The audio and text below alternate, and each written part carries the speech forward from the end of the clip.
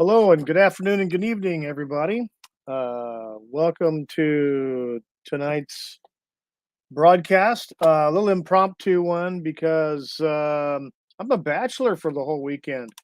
My wife and daughter took off to go to a weekend, kind of like a conference that my wife's. She's part of a company, so they're having a little conference training thing. So she was able to take my daughter with her, and of course my mother-in-law. So they're having a girls' out weekend, and I'm batching it with the dog and my herd of cats. So yay for me! And I'm waiting on my guest. Well, sort of waiting. And they have. I'm hoping everything is okay. Everything was positive about an hour ago, so I hope things are good. Um, just possibly something came up and had to address it. So anyway, so how's everybody doing? If there's anybody, there's nobody in the chat, and there's nobody watching. So pretty much everybody's watching Friday Night Tights. Probably. Holy smokes. Um. Anyway, so yeah, if you're gonna watch this on the repeat, the rerub, uh, kind of like I said, it's just an impromptu little stream, kind of touching on the all the stuff that all the big YouTube channels have already voiced their opinions and things on. That's the Batgirl movie that's been shelved apparently by Warner Brothers. And I guess the new sheriff in town, Zaslav, I think his name is, he came in a board meeting, and pretty much they put that in, they put it in the old on the old shelf. No, it's no bueno. Anyway, the reason why it's no bueno is apparently they had some test screenings to get to get a gauge of the audience. Yeah, well, that didn't go too well, apparently. So here we go. Pretty much as you can read this headline that I screenshotted off the internet. Irredeemable Batgirl movie gets shelved by Warner Brothers despite a $70 million price tag. It's probably closer to 100 million than 70 million. But that's what the article says.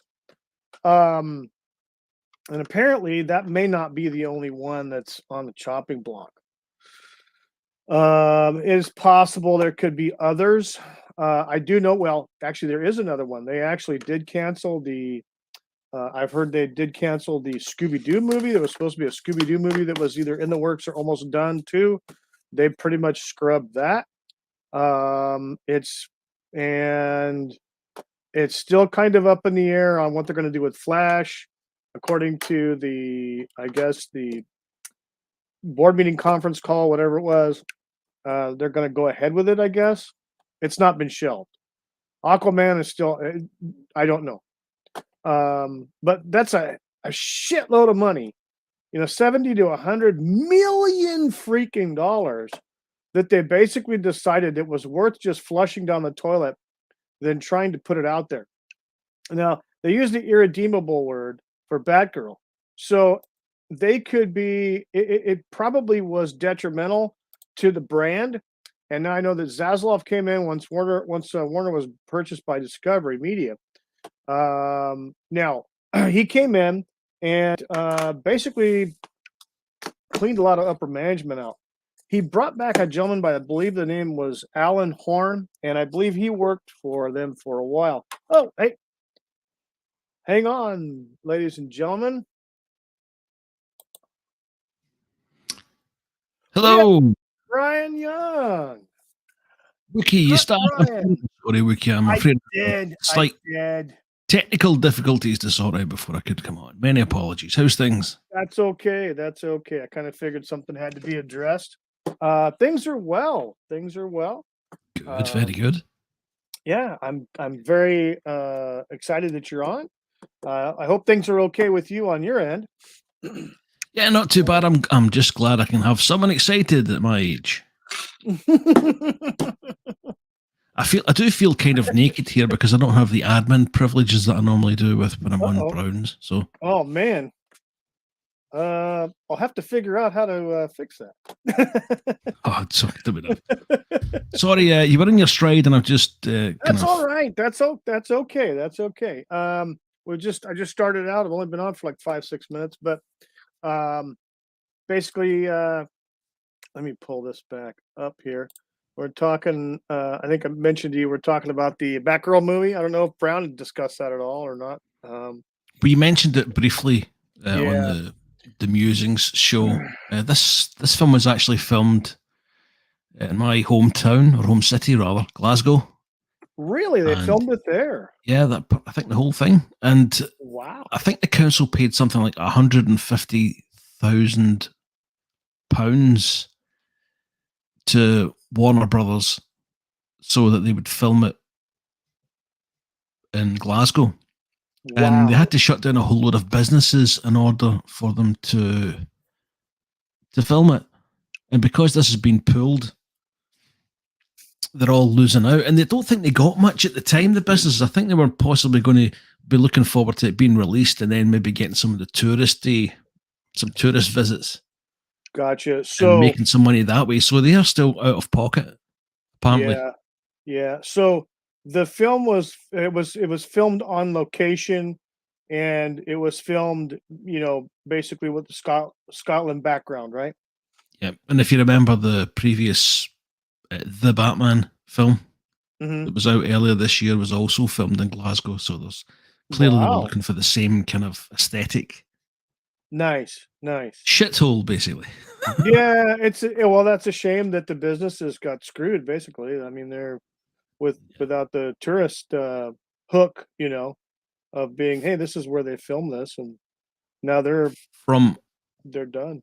an entirely selfish point of view, I think this marks a change, possibly for the better, in terms of the kind of entertainment that we're going to be getting. I would agree with you on that, because as I started out, the Warner Brothers was purchased by Discovery, and they brought in the new sheriff, whose my last name I believe is Zaslav, and he came in there and pretty much shook up upper management. And he brought in a gentleman, I believe, by the name of Alan Horn, who used to work for Warner Brothers back when they were putting out good stuff. Um, and so he brought him back in charge. And I've heard through other YouTubers that apparently there was a conference call of some kind, and they had Zaslav. That's where Zaslav said, "Hey, we're 86 in this movie. The Batgirl movie. We're going to put it on the shelf. It's not going to be released at all." And I guess they also shelved or halted, paused, or what do you want to call it, canceled a Scooby Doo movie that was in production. They canceled that as well, and it's still kind of up in the air what they're going to do with, for sure, what they're going to do with the Flash movie, with all the Ezra Miller stuff, and of course Aquaman too. There's a question mark there. What's going to happen? Are they going to reshoot everything, get Amber Heard out of there? Are they going to do the same thing with the Flash, where they're going to just recast and reshoot and get rid of all the Ezra Miller stuff? I don't know. Who knows? We don't know. But I do know this: he definitely is coming in, and he's letting everybody know who's boss, Mister Zaslav. Yeah, it certainly seems to be the case. Hopefully, he's doing it for the right reasons. I think he is, because in here, in this frame in front here, it says irredeemable Batgirl movie gets shelved by Warner Brothers despite a 70, well, it's more like 100 million price tag. Now, they're basically were worried about the brand. Basically, it was detrimental to the brand, and Well, I remember them when they released. Sorry, Wookie. Go ahead. Go ahead. When they released Batman Begins, they did it to little fanfare because of the reaction of the previous film. Mm-hmm. The Alicia Silverstone, Arnold Schwarzenegger. Yeah, Yeah, Disaster. well, was you know, Batman and Robin. it was more of a cartoony type movie. Yeah. Not to say that I didn't enjoy watching Alicia Silverstone. Um, Careful. Welcome to Possibly Problematic on the Wookie Fever channel. although Batgirl was never a blonde, so you know. Yeah. But yeah, they didn't want to harm the brand, and I guess the screen testing that they did uh, was pretty bad for them to come out and to say we're going to shelve it because it's beyond suck. So you know, and I can't blame them for that because they'll just take the tax write off. It's a loss and move on. Unfortunately, like with what you were just telling me and us, that the businesses and things like that would have been able to garner some tourism, money Yeah. and interest are pretty much out of luck, which is a shame, yeah. So that's kind of a bummer. Sure is. But as I was saying before, I hope that it's going to mark a turning point and we'll start to get better. I I think hate to it say that will. word content. We say content far too much. Yeah, Better yeah, movies. yeah. It's better movies. Yeah, exactly. Better stories, better movies, better all the way around. Um, yeah. So Crual Birab, thank you for showing up, sir. Oh no, you want shithole? Come to Peterhead. Oh shit. That's just north of Aberdeen, Scotland, Oh if you don't know. man. Yeah. So let's see here. PJ maybe in the chat. Even my wife thinks it's that bad. The wasted 70 million and just hide it. Yeah. Like I said, it's probably closer. Estimates are people are saying it's estimated more like 100 million, you know. But again, they're gonna write it off as a loss. So yeah. Cruel Beer App says, hail, not Brian. Let's see. Brian says, hail, PJ. We got everybody saying hi. And we got Cruel Beer. Give the 100 million to me. I'll spend it on all the shite. I Telling me, believe you, man. Cruel. Let's pass that around. uh, So, what are your hopes for? I was going to say the next phase, but we don't tend to have phases in DC, do we? no, DC basically dropped the ball big time. They had a chance to pretty much emulate the MCU, but they've here's the thing, and this is I'm as I'm learning more about what the moves that Zaslav is making. Here's the thing: DC Warner Brothers has Batman, Superman, and Wonder Woman. Three of the most well-known comic book superheroes in the world. I mean, Yep. and what has Warner Brother done?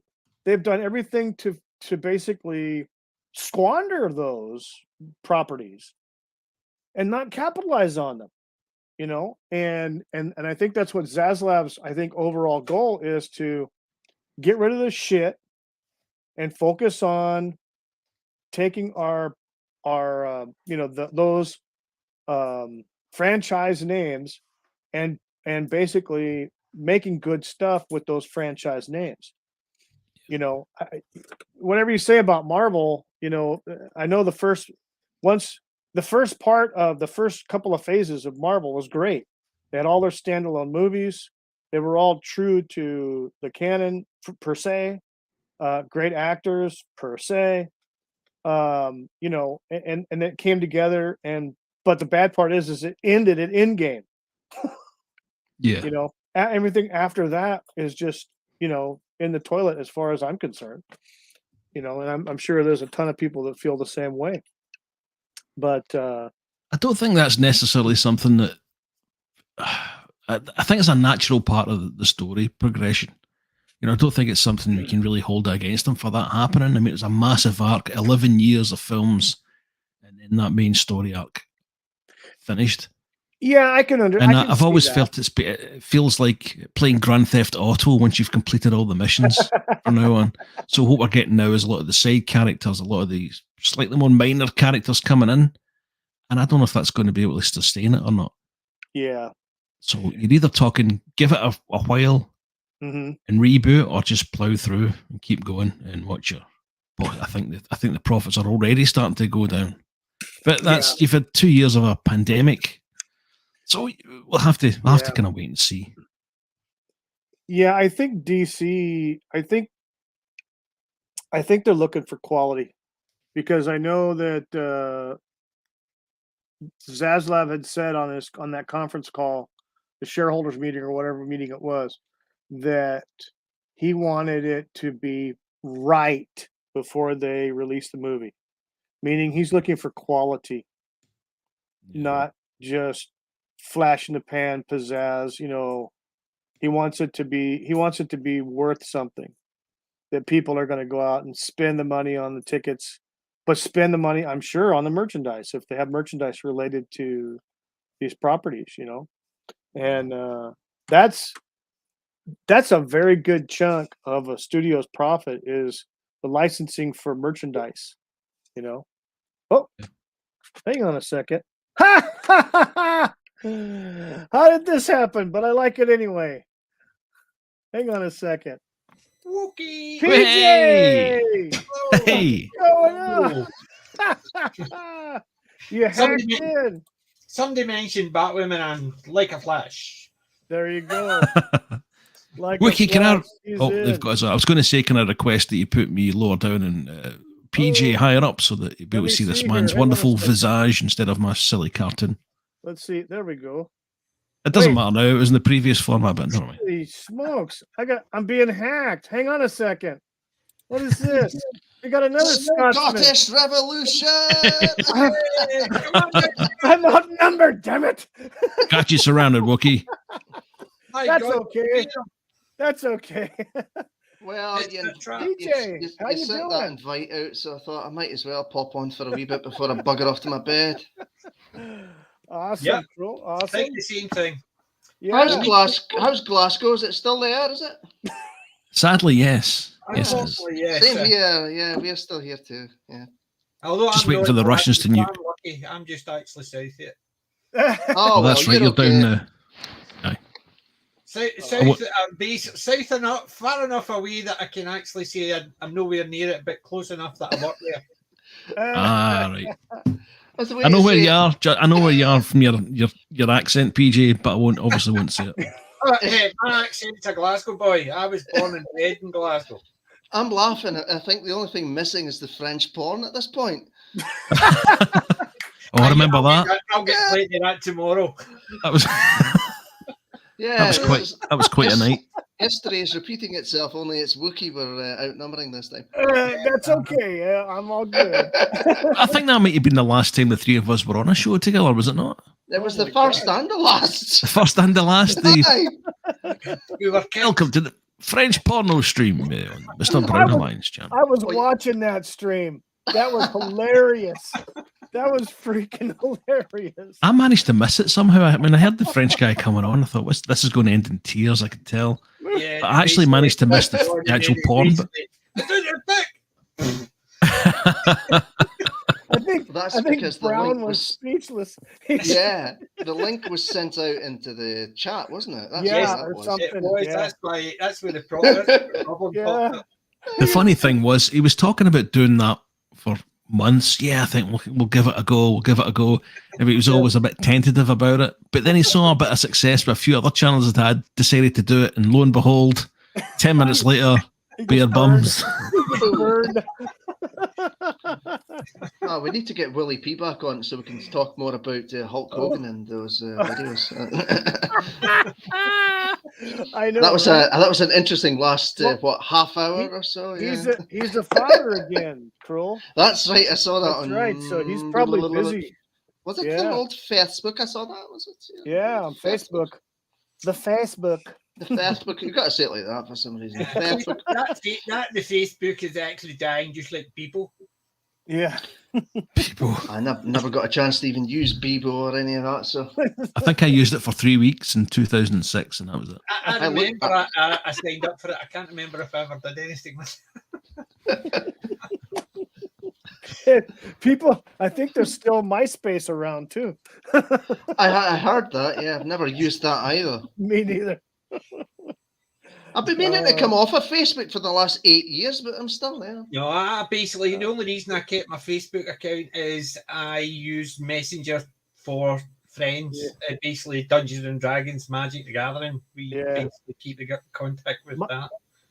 Yeah, I'm on the Facebook just for family, just family stuff. So and Messenger and stuff like that. But yeah, that's about it. Yeah, I went actually through it and deleted all my contacts. I think I had 11 at one point. I think I'm up to about 22 now. Wow. It's as I said, it's people, it's just friends that message me and that's it. I don't really use Facebook side, I just use the other side. Yeah, the messenger. Aye. Yeah. Great for starting a fight, the old social media. That's all right. It's fun for that. Yeah. Fight. So since I've got all you connoisseurs of Batgirl on, there's more to this. Let me pull this up here. There's give that money to more me. Come on. to Give the the money. Come on. slideshow. There's more to the slideshow. Oh. Wookie, So, do you want go to switch me and Cruel around? Hold on a second. Why? Hold on a second. I'll just actually take Krill's basically message Hang on up a for second. you'll see his mug. Let me figure this out for a moment here. Hold on. What, you want to get Okay. all us Sorry, faces together?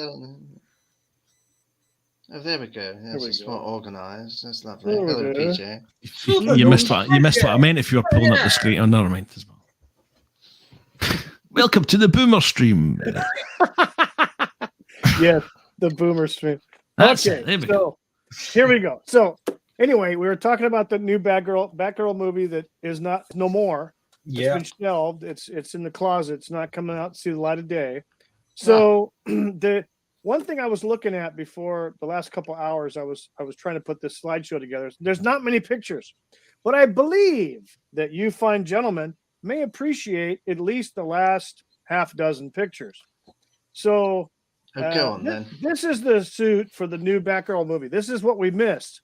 Oh, A loose-fitting, flat-chested suit. Okay. No. The suit is form-fitting. It's fitting. She's got there's loose material all over the place. I can't blow it up, but she's got no chest. I know that. So let's go on to the next one. Now, this is a set photo that apparently was taken on the set of filming. So again, it looks like a cyberpunk Batman. Yeah, exactly. Pretty much. Yeah.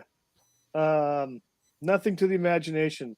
Well, I don't know about you, gentlemen, but I'll be having a pleasant night tonight thinking about that. well, wait. But wait, there's more. Yes, now, that's Alicia Silverstone in that cartoony Schwarzenegger. Delicious. Yeah. There was parts of that I liked because it was very comic book and very it light was and very fun. comic. It Yes. was very light and fun. I liked aspects It was. of that. It was almost a callback to the campy 1960s Adam West. Yeah, kind of, so to speak. Okay, but even the Jack Nicholson Joker in the first one, along that line, very comic booky. Yeah. But so the next one is her again. This is for another uniform or another outfit that they wore. So yeah, Batgirl's a redhead. Yeah, she's a blonde, which okay, I'll let it slide. And then here's this one, and you can see with Chris O'Donnell. Yeah, it's funny how there's nipples in his batsuit. Yeah. Yeah. So now the next series, Willie P. Hang on a second. Willie P. Hello, Willie P in the chat says, can I get this up here? Didn't Batman have nipples? So it would He seem. probably did, Willie. He probably Yep. did. I wouldn't doubt it. Matt Pounder's in the chat, and he says nipples would have made more sense on Batgirl. Yes. So Yeah, The but nip- at least the bat symbol looks as if it's cuddling her. Well, I would certainly like to cuddle her if you know what I Yes. mean. There you go. So now we get on to my Batgirl. Oh, Yeah, there we go. Yes, very Yvonne nice. Craig. that is Batgirl. The Yvonne Craig. Mm, Yes. The Batgirl, the quintessential Batgirl. Yeah. This is a picture from the back lot during production. Does that outfit not look far superior to the new one? It does, because it's so form fitting. But Very yeah, nice. it doesn't have. It looks like it's actually tailor made for her. Yeah, You know, it's tailor made, whereas the other one kind of did not look like it Off the fit all that shelf. well. yeah, it was off the shelf. It Yeah, helps it has a nice woman in it as well, doesn't it? Yes. damn right. Oh my goodness, did I say something? Did I say something sexist? Oh no! That's okay. Please forgive me. Yeah. So apparently, I don't know. This obviously was during a scene. I don't know if this is actually something broadcast or if she was just goofing around. But she has a funny look on her face when she's striking that pose. It could have been one of those snapshots on a set that was, between shots or something. She was goofing off. I forget I did watch the series a wee while ago again. Yeah, Matt Pounder in chat says hot for flying rodent. Yeah. I've got a flying mouse to kill. Nice, yeah, that's right. So the last one I have here is of Oh yeah. Yvonne Craig, who's a brunette, and then the Batgirl with the red hair. Yeah. But there's something about the red hair that just, oh yeah. It's Yeah. It stands out because in the comic book, same as anything like the Batman 66, when you see the red hair, you know it's Batgirl. But Yes. when she's not Batgirl, the hair's slightly different. Yes, exactly. And It's yeah. So you have like the character that Yvonne Craig, played Barbara Gordon, yeah. The daughter of the police commissioner. So she put the red wig on under the cowl and everything, so to throw everybody off. But the thing was, it's just, even in the comics, even in the freaking cartoons, which the cartoons, the Batman universe in the 90s and early 2000s, those cartoons were freaking awesome. Yeah. The stories. I'm not a big Batman fan, especially in the new stuff, because it's too dark for me. I like my superheroes to be light and heroic. Yeah, and it had a combination of too that. dark, but I like the 66 Batman. I like the comic book. Yeah, and Adam like West. the cartoons were great. I loved them because it wasn't too dark. It was still, Batman was a vigilante, but he wasn't a dark, brooding vigilante. Whereas a lot of the newer movies is no much different from the Punisher. Yeah, that's true. Yeah, that seemed to happen when the graphic novels were all published. Yeah. Yeah, that little turn from 89 on. Yep. Yep. My nephew had all of them, all the Batman graphic novels, the Frank Miller stuff. Yeah, that was crazy. But that's just kind of a difference, Oh, there we go. through the wait. Woo. I had the large plastic one of them when I was a kid. If I could go back in time, it would definitely be to the mid 1960s. Can't possibly think why. I wouldn't, because I was just born in 1960s. I would be sitting there going, I didn't exist, so. Holy smokes. But yeah, I must admit, I would go back to the early 70s and just live the 70s and 80s again. Yeah, I would definitely do that. I would live the 80s again, that's for sure. Yeah, I definitely would. The only difference is all my toys that I bought would be kept in the boxes. Yeah, I know. Exactly. Exactly. When your parents were like, keep them in the box. Nah. Yeah. I've You'd be lost the like- gun off my tank. Hold on, give me a drill. Well, yeah. You know, you could be like Gobby Guy's dad. He bought him 2 of each Star Wars Oh, figures. Oh, So, I one still to play think with my it, one to sister did stack the best away- one stack away. with that one. Yeah. My nephew collected Star Wars for Oh, yeah. years. He basically had hundreds of it. He had all the thing. He had the transporter. He had the AT-AT, the SST. He had the Yeah. Millennium Falcon. He had multiples of different ones. And then as he got older and didn't like them, he put them aside, put them up my sister's attic. And then when he had 3 boys, he decided to go, well, new Star Wars movies out. I've got all my Star Wars movies round at my mum, all my Star Wars figures round at my mum. So he went round and my sister says, I gave them to the charity last year. Oh, no way. Dude. A lot of them, Oh. everything. He had boxes and boxes. Oh. He had never Oh. mentioned them, so she thought, well, he's not obviously bothered. So she Oh, gives them right to in the charity heart. shop. Oh. Not myself in the head, but I was also Oh. crying because that Oh, sort of happened to me. My mum thought, Oh. you're too old, I just threw them out. God, that's Oh. tragic. Yeah, Tragic. that's a tragedy right I there. can I feel couldn't the- I stop could- laughing because it had happened to me. There's and a- it gave a sympathy, disturbance so in I the gave them force. none. But yeah, it's Oh. things like that. I would love to get some of my figures back. Yeah. It's So- almost a rite of passage to give away your stuff back then, wasn't it? Yeah. I've only got one thing that I was as a kid, and that sits here.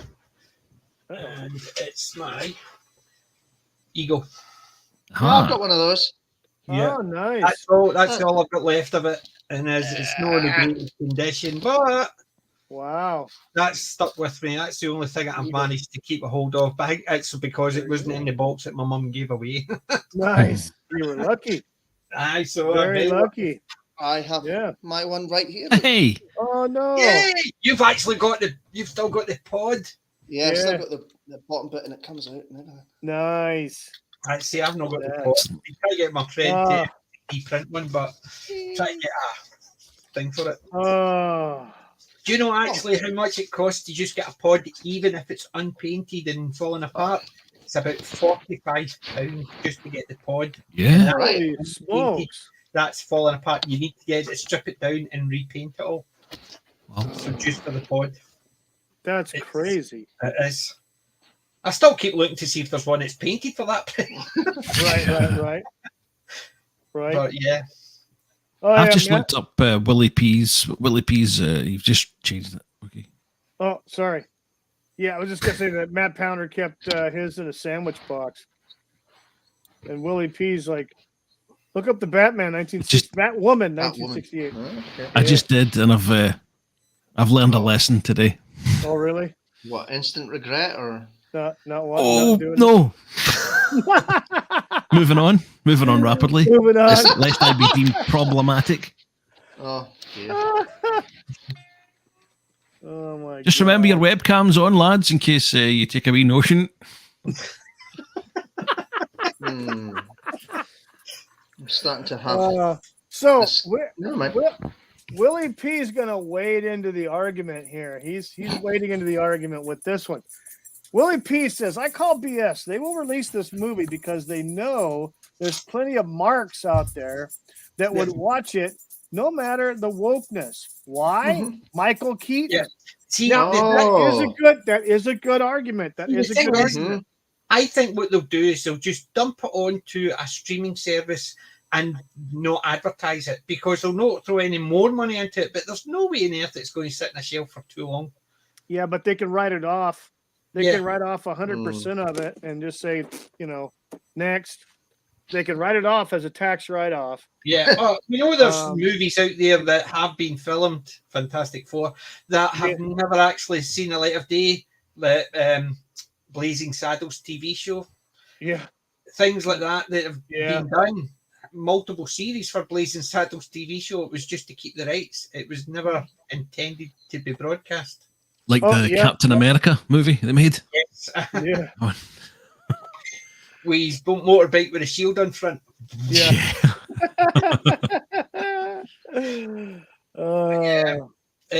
But there is, yes, they can do that, but I think because they're always looking for content, they'll just dump it on one of their. Well, see, it's owned by Warner Brothers. They originally it was going to go on the HBO Max streaming service because Warner Brothers owns that. Which actually, it's I'm sorry, Discovery Media owns it now. Discovery Entertainment. Now, Discovery has its own streaming service, and what they're going to do, the story is, they're going to basically merge the two, and only have the one streaming service. They're going to merge HBO Max in with theirs, and call it something else. Yeah. But I know that Zaslav specifically said in whatever the meeting he had is that's not going to be on streaming. It's not going to be in theaters. It's done. Yeah, but I still think they'll throw it somewhere, even if it's a case. I think probably down the road they might. I mean, it's potential that they might. I mean, the worst case scenario, they'd throw it on a DVD. Yeah, that's what I was thinking. They'll throw it out on DVD as just basically and just sneak it out there. But but the sentiment on that is because the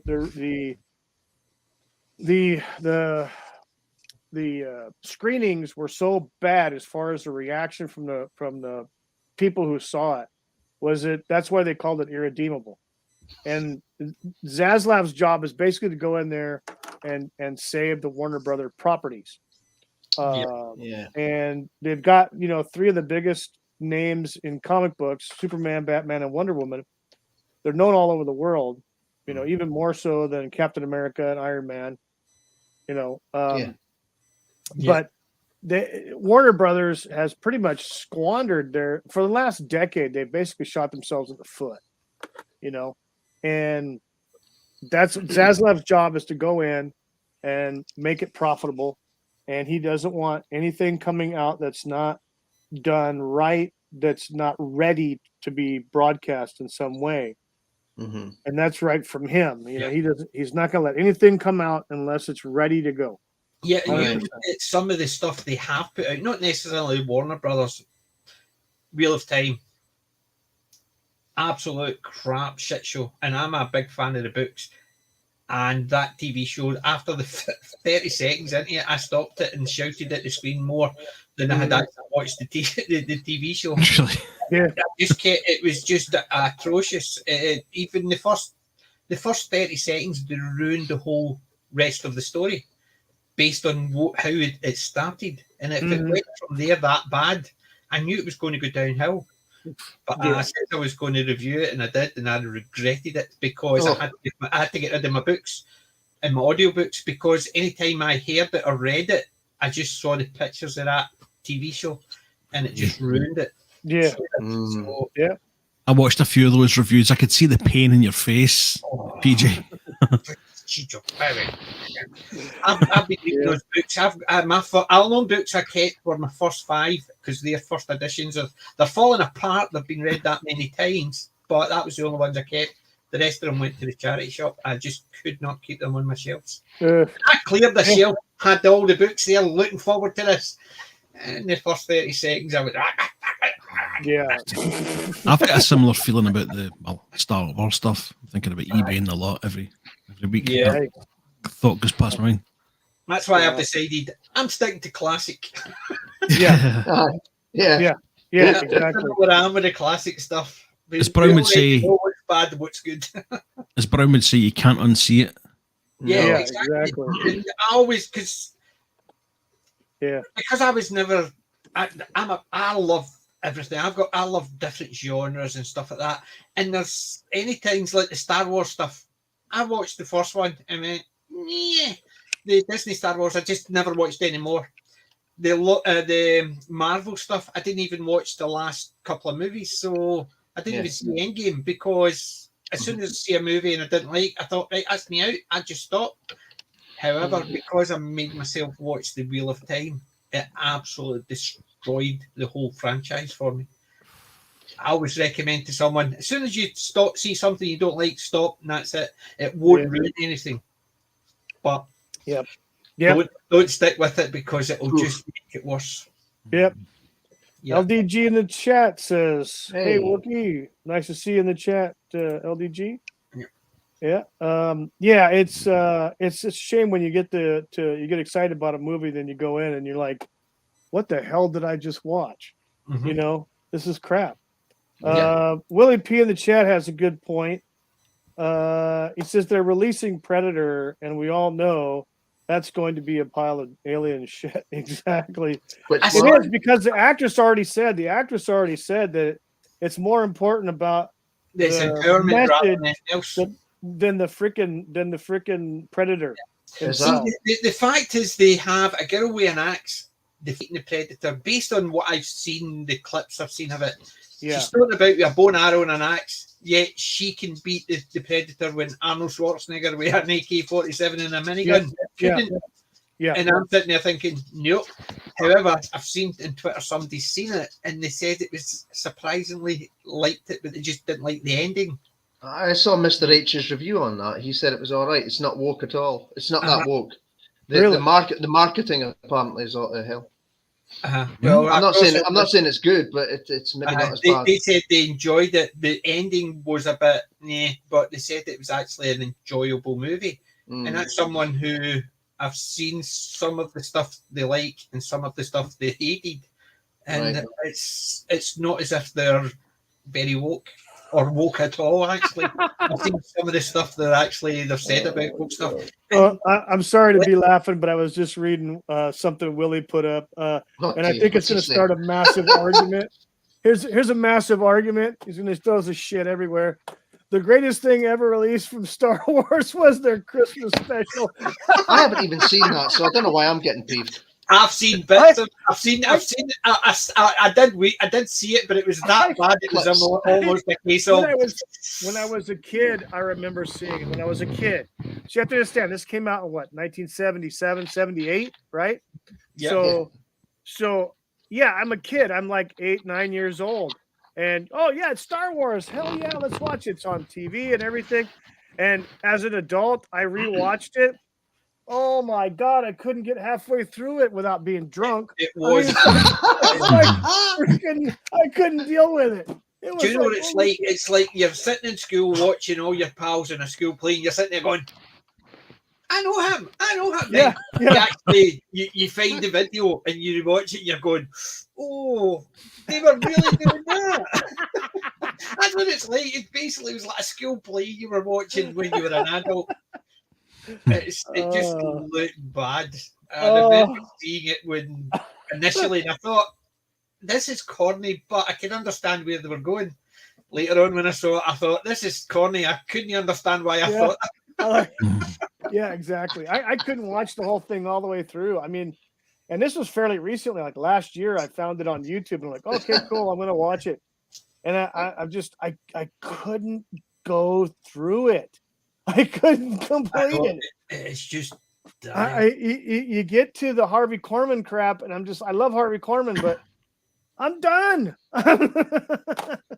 I'm done. So no wonder Harrison Ford hates it, and so does Lucas. Yeah, still better than The Last Jedi. Yeah. So I believe the only thing Last Jedi's got above it is the quality of the look of it. Actually, that is it. Yeah. The look of it, basically, because they had a decent look, whereas that failed in so many. Luke Skywalker's wig was a highlight for me. Yeah. I'll give the Disney Star Wars the pops for the aesthetics, but that's about it. Mm-hmm. I will say this about all the movies that I've been able to stomach watching Disney Star Wars. The Rogue One was the most palatable. Rouge One. That's the only one that was palatable. And the only reason why I wanted to watch the movie is because it's got one of my favorite actors in it, and that's Donnie Yen, the martial arts guy. It's the only freaking reason why I watched that movie. Was to see him. I didn't like it. Yeah. It didn't make him a Jedi, though. No, I know, but do you know why I didn't like Rouge One? It's because they effectively turned around, made a movie that made Princess Leia from a freedom fighter to somebody that takes the credit for everything. She's basically she's got the thing that she didn't get, somebody handed to her. Yeah, exactly. So she goes from being a freedom fighter to somebody that just actually takes the credit for everything. And that's why I didn't like that movie. It was because of what they did to Star Wars. Yeah, because pretty much everybody died. Yeah. The end. Everybody Spoiler died. alert. She didn't do it. Spoiler. Yeah. I didn't mind them. I didn't mind them dying so much, but I always felt that Rogue One at the time, especially, it felt like a really expensive fan film to me. So it didn't bother me the kind of breaks in canon that much. It wasn't until they kind of doubled down and did The Last Jedi and then other things, and this is canon. That's when it started causing me trouble. Princess Leia was on the ground. She might have been in a room coordinating it all, not actually out doing the fighting, and she's the one that escaped from the planet. It would have made it a bit better because she would have been involved with it. But well, I had a thought, just with this news about the Andor series, was that the Rogue One, the movie should have been like a feature-length film finale to a show. That they should have set up these characters, maybe in a TV show, like make them like the Expendables or the A-Team, do some missions, blah, blah, blah. Go out with a bang in the film. That way you care more about the characters. Yeah. It's not so easy to set them up in such a way, in such a short space of time that you have with a movie. Yeah. Yeah. So. That was just my thought, but hey. Yeah. Willie P in the chat, going back to the Christmas special. They speak Wookiee for the first 10 minutes of the special with Grandma Wookiee and family. No translation provided. It's incredible. Yeah, I know. You just have to guess at what they're speaking. I mean, who knows what they were saying? Yeah, that was. I don't know. PJ's getting assaulted by a dog. I know, right? The other one's zonked out, but I'm not paying attention to this one. Hence the reason why. He's like, "Oh, Daddy!" High five. So yeah, PJ maybe he's got his Wookiee in his lap over there. Yeah. Willie P in the chat says, where the average height of a predator is 3 meters tall, but girl power because she takes him out. Yeah. She takes him out with an axe. Yeah. Oh no, the 3 meters, that's one of the dwarf ones. Yeah. That's one of the wee predators. That's one of the kiddies. Yeah.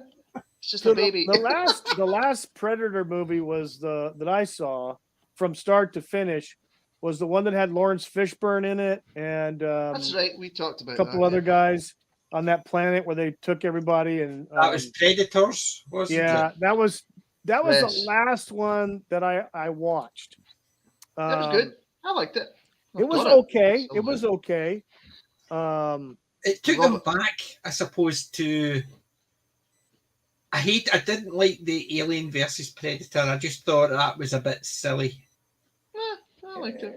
I like the idea of, yes, the Predators could be hunting aliens, no problem. But when they had it in the pyramid and all this, and I just thought that was the silly part of it. They would actually just hunt them on a planet. They wouldn't actually have this specially designed pyramid. So that's the part I thought was silly.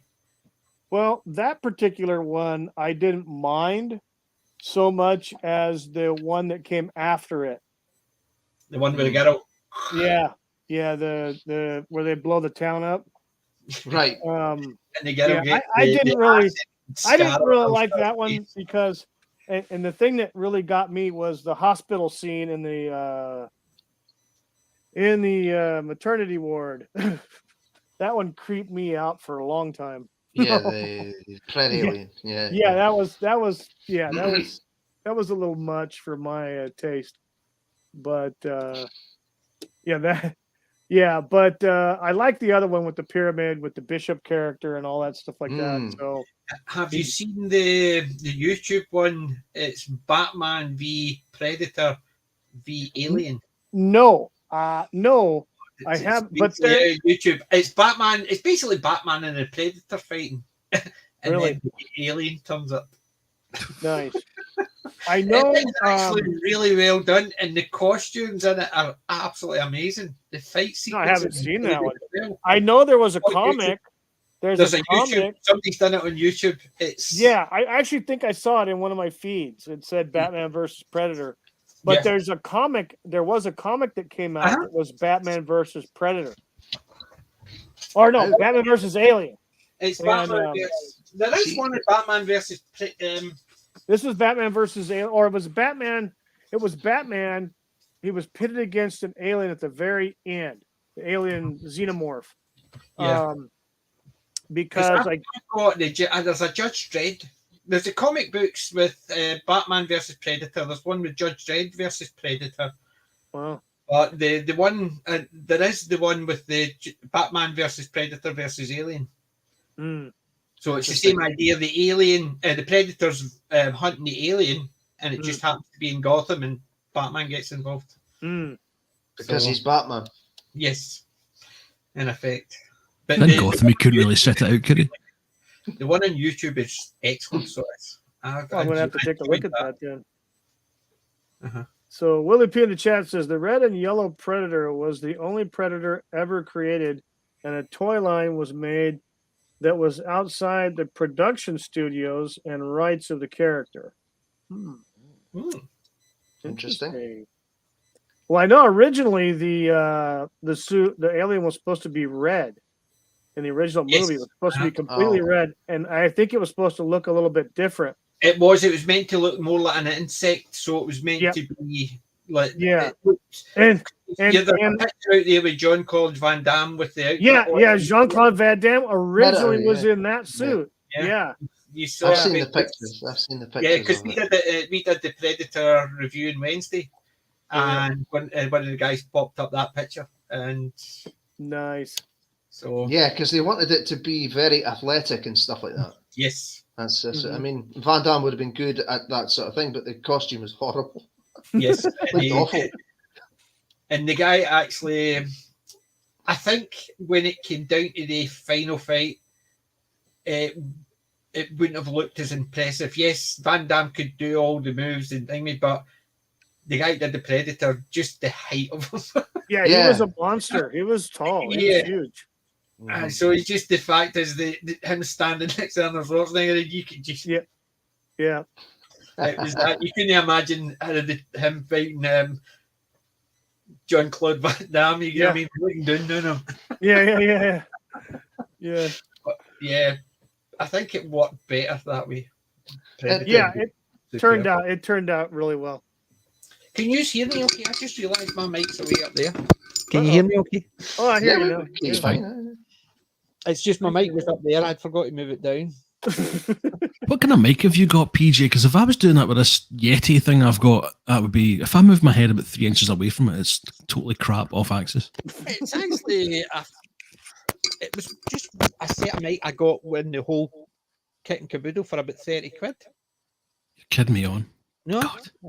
It's nothing fancy. It's just a nice wee cheap mic. That's probably why you can hear me in the distance. You'll probably hear somebody actually walking past my front door soon. You now sound as if you're echoing slightly, PJ. That better? A wee bit. Well, it's just, I don't know. You just can't win, can you, with these bloody things? You can't win. See these guys in Scotland, they're actually just bloody at it. I'm telling you. I just have this piece of crap laptop. Right. I was looking at a Yeti. Actually, there's a store here in town. They have a couple different models of Yeti, but they all start at $130. Well, I was looking at Yeti, and it starts at 80 quid. Yeah. So, I was actually going. Now, there's one that's made by the same company. I guess Yeti is made by who the hell is it? Anyway, there was another one next to it had the same logo as the Yetis, but it's called a Snowball, and it literally looks like a round white ball, and it's on a stand. Yeah, I've seen that as well. It's like a third of the price of a Yeti the Yeti Mini. So I'm going to get the fake one. It's called a Sasquatch. Really? Hey. Nice. Hey. There you go. I've got the Yeti why not? X World of Warcraft one that's got all the runes and things on it. These Oh, strange cool. lights. Yeah. That's cool. Yeah, I suppose you I need do something. want to replace my kit and caboodle because even my mic, my camera it looks okay, but there's certain things like if you're trying to actually you're putting something up to it, you can hardly read it and stuff like that. Yeah. It's very blurred, and I'm looking for a one that's a bit better quality. Mhm. So, but I'm actually changing my room around in a couple of months. I've had to take a week off work to do it, so everything's getting taken out into the other side of the house. I'm going to gut it. I'm going to reorganize it, and I'm going to put my webcam up, which has got a wide angle lens, so I can have Nice. it up and it'll show the whole wall. Nice. Excellent. I'm having to Nice. reorganize the whole room because the big shelves behind me. I need to buy another 2 because I'm running out of space. I would So I need to highly actually follow up. recommend that you get yourself a lock, PJ, if you've got the wee one running about, because my nephew just has trashed some of the Oh no, expensive items that I've got. Any of my nephews come in, they know not to touch. They've been warned. When my grandson comes in, he'll be taught how to play with them. He'll be taught how to play with them properly. Yes, but no, my any of the nephews that come in, they know. The first thing they say is, "Have you got anything spare?" Do they? So I usually have spares. I'll show you one of the things I've got spare. One of them I won't be able to get. Huh? Nice. Oh, no way. My- Nice. What a universe. I've got basically because this one's got a rip box, I had to get a new one. So that one's spare. So when one of the nephews come up and go, "Have you got any spares?" There you go. So basically, I had to replace that because I don't know how that happened. It's probably me as I was moving things around. I belted it with something. I've got a habit of doing that. Clumsy old sword. It's this. Honest, Gov. It's this. Oh no, what have you done? Oh, no, this is actually 5 years. This has been like this. It's nerve damage. Ain't going to get any fixed. Mm. It is. So no, it's just it's an old thing. Well, when it comes to teaching them the ways, I'm just imagining I'm looking forward to completing your training. In time, you will call me master. Yes. That's I could say cool. when my grandson turned up a bit late, but he turned up. Like the rest of us, basically, what's a watch? Basically, somebody says you'll need to move everything up into shelves 5 and above. No. He says, but the grandson will actually just rip them apart. No. Since as soon as he walks in this room, he'll be shown how to do it properly. None of this actually, he'll know actually. Kids don't come into my room unless they know how to actually deal with it. No. And I'm very, very OCD. So no, even my nephews who can be quite boisterous come in and they ask if any spares they know not to touch. And I do keep spares for them because if I ever come across doubles, I keep them. There you go. So encourage them to actually play with toys properly and keep their toys in a box for when they're older because they'll want them. Oh yeah. Yeah, encourage that. Definitely encourage that one. And anybody, keep your toys, put it aside. Yep. Because you'll not regret it like me. No shit. No shit. Mad Pounder in the chat says that as we're talking about the mics, spaghetti is the Spanish version of the Yeti. Surely that's the Italian version. I was going I know, I to was gonna say, yeah, it's like, and finally the Time Prophet decides to show up. Oh, where you been? And he's got something to say. He's just in time, Prophet. I'm annoyed. Can't get my guitar working with Guitar Pro 7 tab editor. Worked last week. Well, shit Can't happened. help you there. Well, if that tab editor's a software, probably Microsoft have screwed it with a new update. They're good at that. Yes. Yeah, they are. They're real good. New updates actually cause us problems every week in work. It was working yesterday. Oh God, another Yeah, update. Another Windows update. Yep. I always find it's the Windows updates always come when it's about 2 o'clock in the morning and I'm ready to go to my bed. Yes.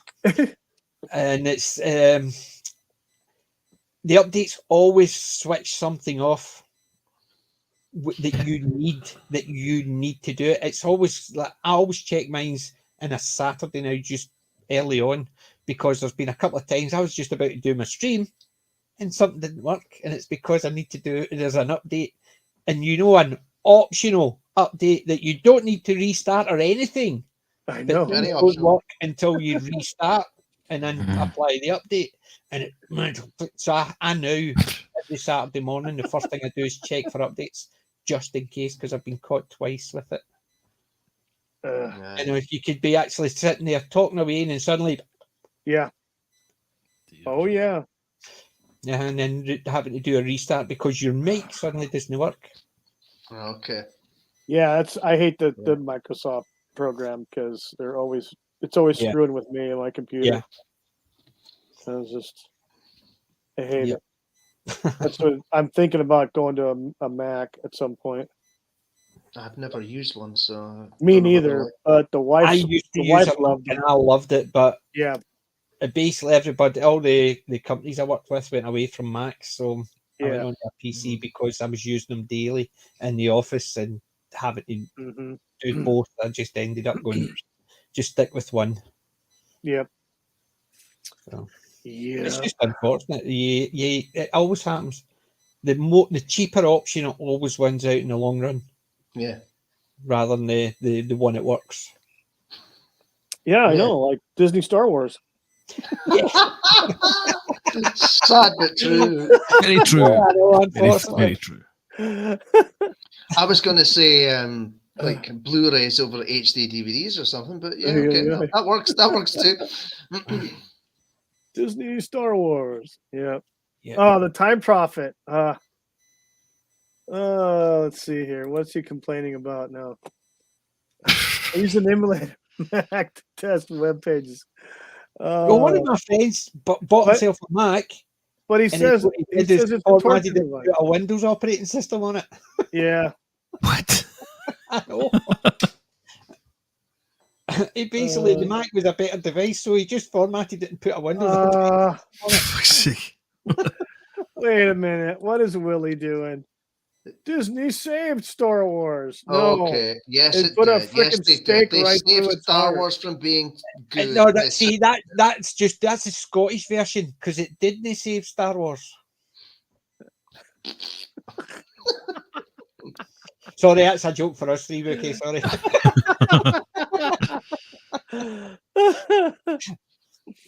Oh my God. I have to translate for the non-Scottish in the audience. Right, yeah. Yes. Yes. What are you talking about? You. We'll follow a translation from the jocks. Yes. We translate it into every known language, including Welsh. Yes. Mr. Scott, where is the universal translator? Do you know the best one? Do you know the best universal translator one I ever saw was not the 9 o'clock news? You had Billy Connolly. That was the one with Pamela Stevenson doing. Was it Esther? She was doing. Who was it? She was doing Janet Street Porter. Janet Street Porter, and she basically, and it went right round to Billy Connolly, and it's somebody was translating, and she translated to Billy Connolly, and Billy Connolly went, "What?" Sorry. It was literally. It's a funny one. So if you ever actually get a chance, look at the not the 9 o'clock news. I know that I remember the clip because I've seen it on something. I've seen it on it's Billy on YouTube. It's like I'm sorry. That's what Because somebody says, "Could you explain to him this?" And then she translates it, and he goes, "Sorry." It's just hilariously funny. It's just the translation between the Scottish and English is no understanding. So Time Prophet in the chat, he's starting an argument, I think. Are we all Scottish today? And then his next one is, I'm half Welsh. He pulls out the sheep. I'm only half Scottish. I'm a quarter Italian, quarter Irish. He says the second best Scottish comedian is Kevin Bridges. Nope. Kevin Bridges. I think Kevin Bridges is when I first saw him, I thought he was great, but I think it's all repetitive now. There's nothing new. I used to like Danny Boyd. Oh, aye. I used to like him, but he became very political, and his jokes just stopped being funny when he became political. Yeah. But his early stuff is absolutely amazing. Yeah, So, Before everything became political, they were funny. Aye.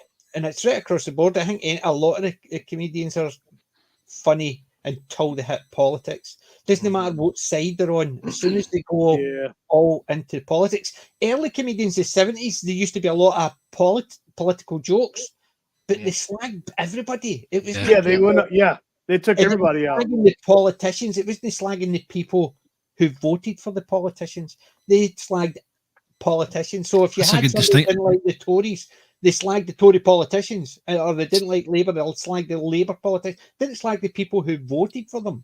That's a good distinction you made there. Yeah, I think Lewis Black is the one American comic I think about that has a go at everyone, because he was mentioning Trump, and he says, "Don't think for 1 minute this means I'm on the other side." I fucking hate all of them.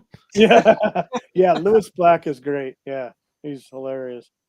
Well, and for at some points, George Carlin was the same way. George Carlin, I like George Carlin. His stuff, even watching it today. Oh yeah. Considering when a lot of the stuff he did, he recorded, it was like 80s, 90s, 2000s. Yeah. It's still prevalent today. It is. Yeah. Yeah, it's definitely. Yeah.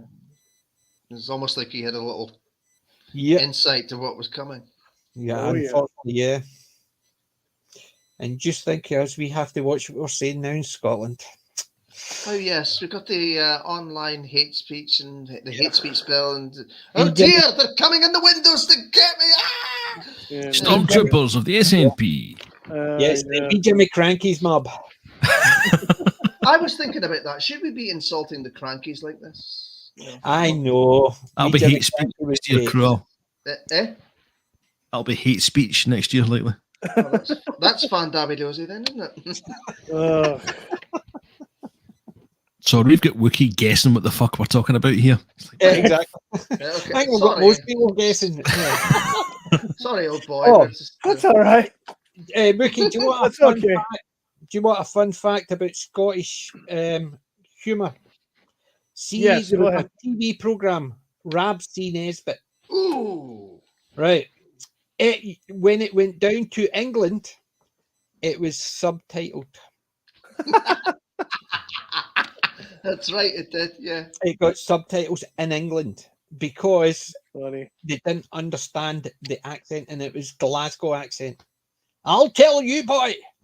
And it was just hilariously funny, but it wasn't overly Scottish accent. It's just he spoke quickly, so they had to put subtitles on the screen for the English viewers. I forget. Did they do that with Still Game? I can't remember. They initially did, but it dropped. I think the first season they did, but they realised that they didn't need to because it was because it was an older one, and they were all slower, and they could understand them a lot better. It was more of a TV version of the Scottish accent they were all playing. You should try and see that at Wookie Still Game. Yeah. Nice one, Willie. You just imagine the subtitles for this. Oh, damn. All right, Paul, how you doing? Good to see you. I feel like. If you want to actually see it done properly, Russ Abbott. Oh, fuck him.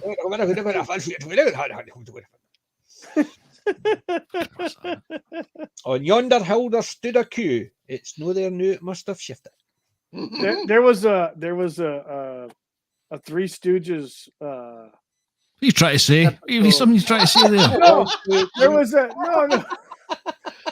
There was a Three Stooges episode when Shimp was there, and they supposedly went to Scotland, and the guy that was in charge of the castle or whatever it was talking to him, and it was it sounded hard to understand. Put it that way. What you saying? and the Stooges didn't know what he was talking about. So it's a funny episode. Watch it. One of my favourite programs was Palliamo Glasgow. Stanley Stanley Baxter. Baxter. Yeah, I loved it. I've always fancied doing a skit, a Palliamo Glasgow skit. Just basically having a sentence, having it running, and then actually explaining it, breaking it down line by line by line. Because I just realised that there's certain things that we talk about. I know people sort of sit there and go, what did they just say? Are they speaking English?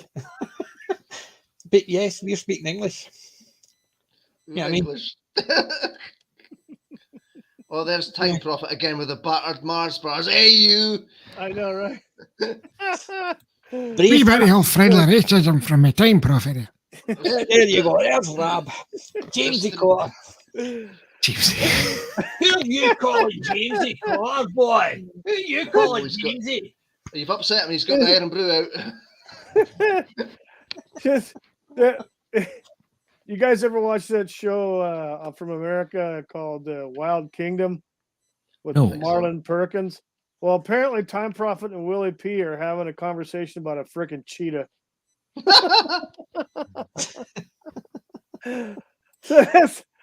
So yeah, Willie P's like, a cheetah runs at an average speed of 50 to 80 miles an hour. The Time Prophet isn't the only one that has facts. And Time Prophet comes back with, did you know a cheetah has claws like a dog? They don't retract.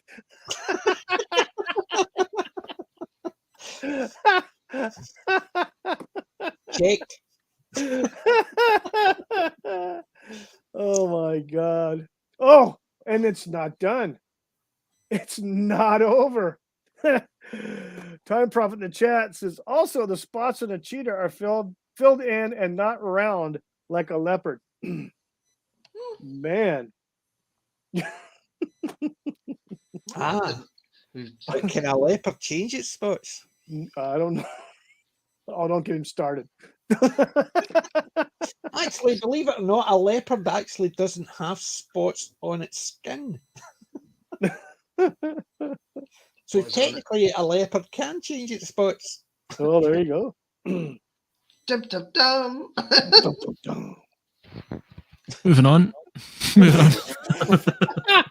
Dream color. Wait. There's battered Mars bars though. Better be a battered curly whirly, a deep fried curly whirly. Oh, I haven't had a curly whirly in years. I know. You guys ever tried a deep fried Twinkie? No, but I love Twinkies. I've had a Twinkie once. Yeah. I usually buy the box of Twinkies and they last a couple of days. The whole box. Oh yeah. I like my old classic sweets. I've got a box over there, just old classic sweets. So it is the lollipops, the blackjacks, the more from the Wild Kingdom section of our chat. Actually, a leopard is the same family as a Black Panther. Yeah, it's his right, uncle. yeah. And the more you know. And the more you know. I was actually aware of that, believe it or not. Yeah. Stream killer there from the Time Prophet. Thanks for that. Oh, damn. Well, we started out with DC Comics and we're going down the stretch leopards with, and panthers. Leopards and Black Panthers and yeah. Interesting. Damn. Yeah. So is it still hot over there? Are you guys still burning up, or is it kind of like leveled out? It's okay. It's not too bad. It's been a bit of a crappy couple of days. Yesterday was nice. Today it was nice, but it started pissing. I got caught in the rain without a jacket today. Twice. Twice technically. That's raining for our international viewers. Yes, it's not pouring down, and it's not a light shower. Yes, there was some form of precipitation when I was outside. Yes. It was a wee bit damp. Yes. So was my bloody jumper. We've had an unseasonably, the last couple of weeks have been unseasonably cooler, but it's been very humid. So it's only been about 38C, 39C over here instead of like 45 to 48. It's fucking freezing, Wookie. We'll get a jacket, Parker back on there. Yeah. It's only I know, 16 right? here. We're still in our Yeah, t-shirts. Yeah, I heard that England, although they're not having any rain, they're having the longest dry spell in history. So it's all drying up down there. They're going to be shipping the rain from Scotland soon again. I'll ask Brown about that. He knows all about dry spells. Sorry, Brown. Yeah, Gobby guy posted a picture of some stream or waterfall or something that was that's right. Yeah, that's right. There's a couple of pictures like that. The It's water. the water's not going over the waterfall because there's a lot. Yep. There's I no saw water. that. It's saw just that earlier. nuts. But then again, the last time they had a hosepipe ban, they were literally shipping the water from Scotland down to England because we had plenty. It's like they were saying somebody. There's an old joke. It's an old Scottish joke. The boys obviously know it. Is that the Bible was originally set in Scotland, but when they come over and says it's going to rain for 40 days and 40 nights, and they says, "You mean the summer?" Hey. So they had to actually move it to a hotter part of the world.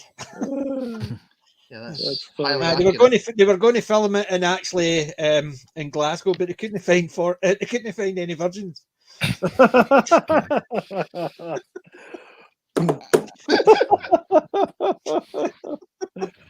Oh damn! What do you call a 30-year-old in Glasgow? Granny. Granny, yes. I love the Billy Connolly joke about the Irish settlers coming over to Scotland. Come on, lads, I know somewhere rainier to go. Oh my god. What else is on the agenda, Wookie? Is there anything exciting you've got up your sleeve there? I don't have anything. No, actually, you know, I've yeah, no. No, other than no, Gordon Ramsay got slapped or whatever. I don't know. Yeah, Slapped. We were driving. We used to drive by in the country, lying out the window, shouting "Lamb sauce." See, because you're saying that one, going yum yum yum. Yeah, all those people who go in and eat their lobster by picking the lobster well before it's boiled. Yeah, they're okay, but if somebody goes, "Oh, a lamb, yum yum yum yum," is basically bad. Yeah, that's kind of stupid. Yeah, it is. Just a freaking chef. You're getting mad at a chef for saying yum yum yum at a lamb or a something, you know. Yeah, it's like, give me a break. He was at Ibrox last week. Gordon Ramsay doing a tour or something. In the strip and all that. Because he used to play. Basically, he was looking for a bear to cook. Hey! Oh, very nice. There you go. Nice one. Wookie wouldn't understand that joke. Yeah, neither will anyone else listening, but us three are. Aye. It's another one of those internal jokes. You You got to be in the know. Time Prophet is saying, why do the Scottish people keep voting for McCranky, who is assassinated? Exactly. Well, you see, the problem with Scotland is it's full of Scots. The problem with the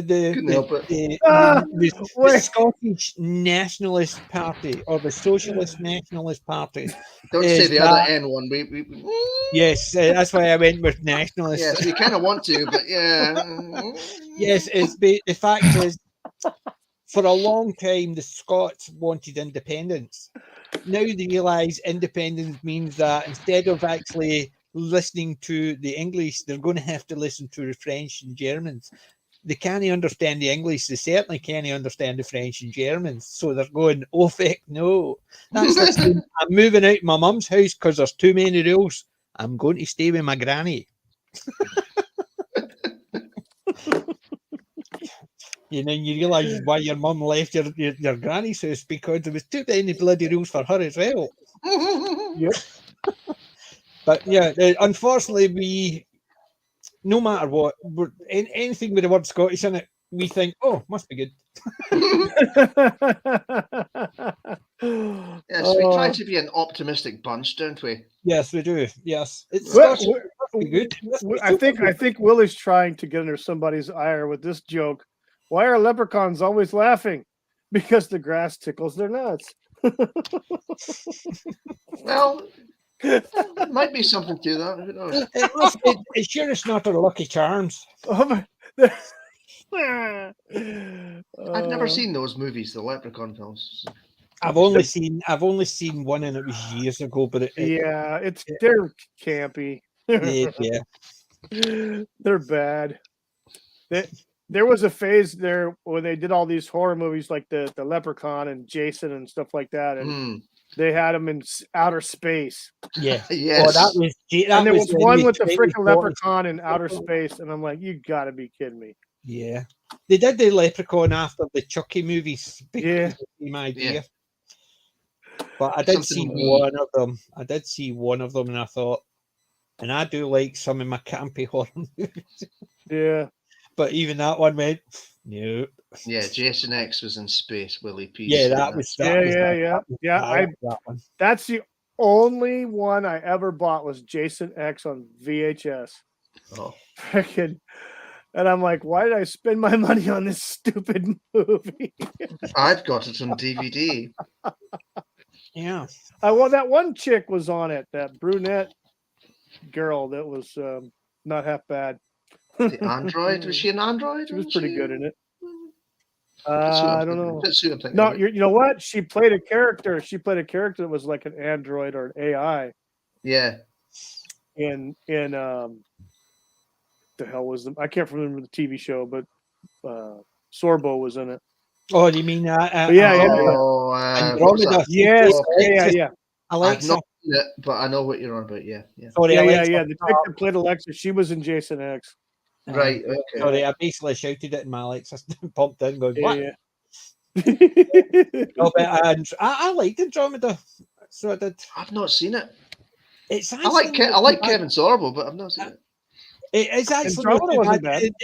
As it goes on in the later on in the series, it gets a bit silly because the initial premise really worked, but as it's typical, they try to go forward with the premise and it sort of falls apart. Well, what I think it was is that it was one of Gene Roddenberry's last works, and he had set up all that, the backstories and everything, and he'd probably written several episodes or storylines, and then when they got to the point where he never finished, then somebody else took over, and that's why it probably got a little screwy. Yeah. So, it definitely initially it was really good, and then it just sort of went. Yep. So it did. It Probably was. worth looking at sometime then. It's not bad at all. It's not bad at all. Yep. Gene Roddenberry's Andromeda. I didn't know he did that. Yeah. He did that one, and there was one he did just before that too. It was with the Alien Invaders or something like that. And I can't remember what the hell the name of it was. Okay. V or Victory or V. You mean the T? Did he do V? No, it's not V. I'm thinking it's. Was it not the Invaders? I don't know. Is that the one about the sort of only got 2 seasons and the second season just got cancelled? It could have been it. They're like the tall, thin aliens that were kind of like that wore those skin tight suits. Those were the aliens, and they I can't remember the name of the damn thing. It didn't last long. I think it was probably 2 seasons and then got canceled. Nope. But that was his too. I can't remember the name of the stupid thing too. I think if you look it up, if you look Gene Roddenberry stuff up, that'll probably pop up. Yeah. Because what I was thinking, is not Gene Roddenberry. It's who did the Thunderbirds and stuff like that. Jerry Anderson. Jerry Anderson. I was Space Precinct. I was thinking of Space Precinct when they were thinking about it. I knew it wasn't that because I knew it wasn't actually Gene Roddenberry did that. Although I did like Space Precinct. I don't think I saw much of that, to be honest. But Oh, Willie. what's he doing? Willie. Willie in the chat says, "How about that new Doctor Who, boys? Ready for all that unity and love that the Doctor is going to spread all over the series?" Yeah. No. Basically, see, it's the same as anything else. I stopped watching Doctor Who before the end of Capaldi. It just basically got too much. Me too. I did, yeah. And the reason I've because I stopped before Capaldi started, but I like Peter Capaldi, so I started watching it again. Yeah, Capaldi was a great actor. It didn't last very long. Yeah, I didn't watch somebody the last starts telling me you should watch it because I've no interest. If they say you should watch it because it's a female, or you should watch it because he's black, or you should watch it because he's gay, I don't care. As soon as you tell me those, that switches me off. Because you should watch it because it's a really good story about this, I'll give it a chance. But if you tell me about the person playing it, no interest. I watched Gobby's video about that earlier. Willie, Time Prophet. Well, I'm a classic boy. I agree. Doctor Who ended in 1989. The only reason I include the 89 movie is because Sylvester McCoy was in it. At the beginning. So he links it. The 1996 movie. 1996. With Paul McGann. I think it was 96. Paul McGann was 96. Yeah. It was Sylvester McCoy's Survival. He did. Yeah. He but started the only it out. reason I include the Paul McGann movie is because Sylvester McCoy is in it, and you see the regeneration. That's right. I don't care about the new stuff having a backstory where you see Paul McGann regenerating.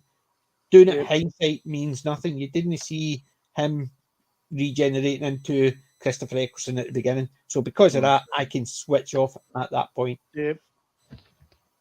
So I used to collect them all. I used to have all the DVDs, and then I realised I never rewatched them. I only ever watched them when they were on TV, never rewatched it. So I just gave all my DVDs away from the new stuff. So nephews were over the moon. Do you want a DVD? Here's a big pile of them. They've never been watched. So all my nephews got all my DVDs from the new stuff. Time Prophet says Doctor Who is now shite. And that is a very good Scottish word. Yes, it's not shit, it's shite. But there's more. The 96 movie was awful. The Doctor went around kissing ladies. Yep. Eye of Harmony was suddenly inside the TARDIS and can only be opened by humans, and it rewound time like Superman. You forgot. The Master. Eric Roberts. Edward Roberts. I didn't like take over his body or something like that. So he was as the Master. It reminded me of the Master from the Children in Need sketch. It reminded me of the Master from there, where you had Joanna Lumley and all that playing the Doctor. I'm trying to remember the actor's name who played the Master in it. I can't even remember because he ended up with the boobs for the Dalek and everything on. The Roberts actually his Master reminded me of the Children in Need sketch. So it did. He was that hammy. Too good. Yeah, and even also the half human on my mother's side. Piss off. Not that I actually get annoyed and actually can't control my Tourette's. Yeah, Disney Star Wars gave me Tourette's. Yeah. I think it gave a lot of people Tourette's. Time Prophet also says that the first 10 minutes of the 96 movie was really good, though. Yeah, that's because then it went downhill because McCoy was in it. Yeah, that's because Sylvester McCoy was in it. As soon as he actually kicked it, that basically, and then right up to the regeneration point, you went, no. So Paul McGann could have been really good because he's a great actor. The best thing I saw him in was The Monocled Mutineer.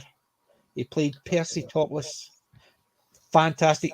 The BBC will never repeat that. Oh. It's very political. Oh. But it is an absolutely fantastic. It's about the First World War and how the troops were treated and how there was discontent a lot among the ranks. And Percy Topless basically was one of the ringleaders. And it was filmed, and it's fantastic. If you got a chance to see it, the Monaco Mutineer, it's amazing. So Paul McGann is a really good actor, and he's really good in that part. Yeah. But they'll never re-show that. Neither will.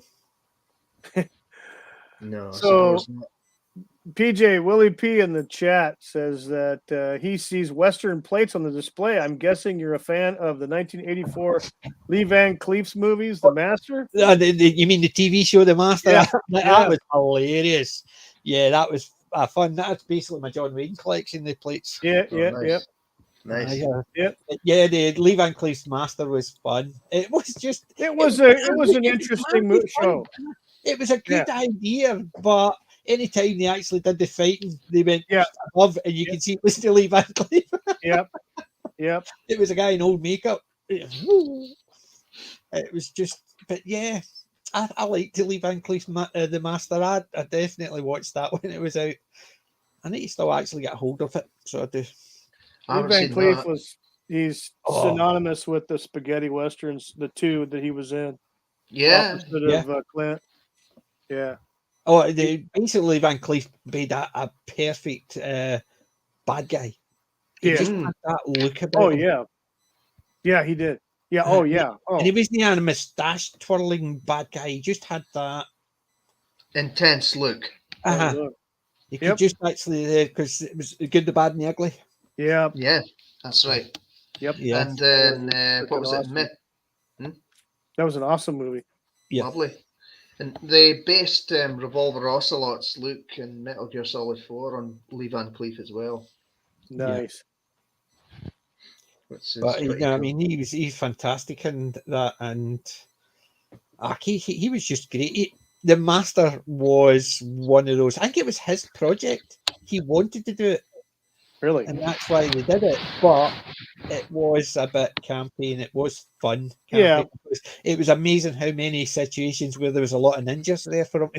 Yeah, exactly. I've not seen that.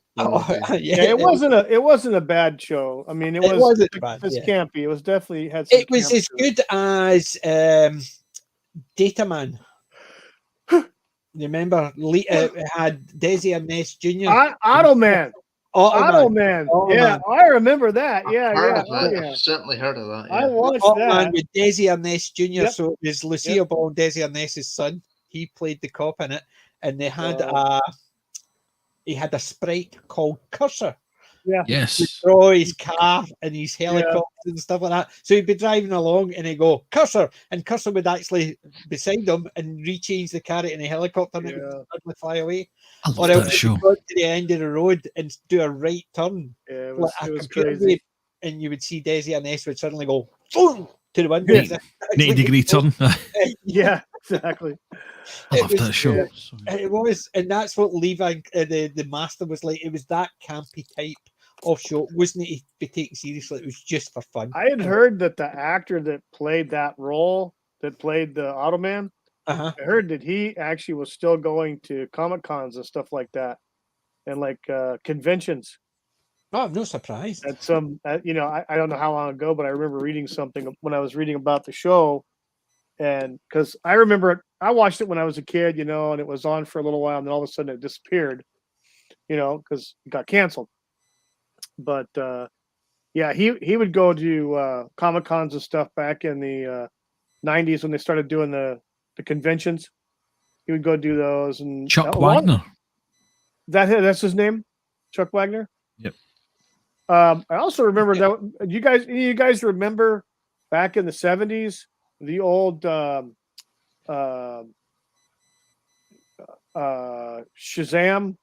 TV show that was on the Saturday mornings in the States. There was two actors that played Shazam, and one of the guys, the original one, was the one that everybody liked. And then when they changed the actors because of contract, everybody hated the other guy.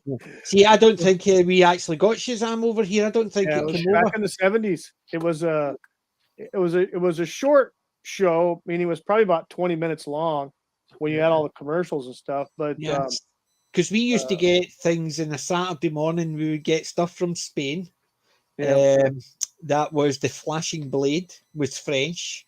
We Mhm. would get stuff from the States and stuff like that. It was bits and pieces you would get in the morning. So you would have the Banana Splits, you would have, which had Banana Splits, Flashing Blade. It would have, you would have Skippy, you would have Champion Wonder Horse, you would have Lassie, and you would have bits and pieces all throughout the morning. Yeah. But it was from all different countries, and it was. Yeah. Do you remember the fake dub version you used to do on I think it was the Saturday morning serial? That was was that not the Flashing Blade? No, I mean the comedic version of, they used to overdub it with just comedy stuff. There was like kind of comedy troupe that did kids TV, and instead of it being an actual direct translation of the show, it was actually all comedic. I'll try and find a clip for you, PJ. I used to love it. It was hilarious. Yeah, I used to love when they did that, because I used to love the Baron Knights and stuff like that doing that. Right. They would take a song and they would twist it. They would do their Queen song. Mama, you just killed a man. You sat up on his head. Very soon he was dead.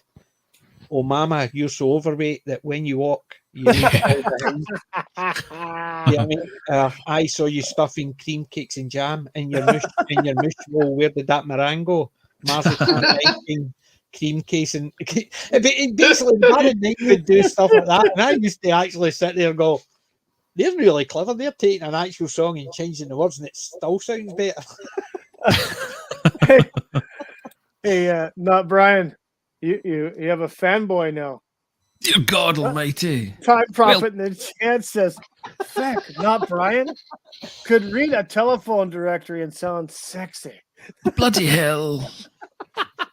It's the microphone. Just a microphone, Time Prophet. Yes, it's the Yeti. It's the Yeti. Yeti's actually translating it into sexy for him. No, but they had moving on. They had back in the 70s. They had the Shazam and ISIS hour. So they don't have ISIS ever now. I'll tell you what, that chick, dude, holy shit. That girl that played that character. Yeah, she was basically she was an Egyptian superhero. Yeah, I remember. I have seen clips of that. I've not seen any of the shows. The actress and yeah. I you watched. You okay there, Wookie? You sound as if you're no. Excited. He's got his camera off because ISIS. I got a little excited. Yeah, ISIS.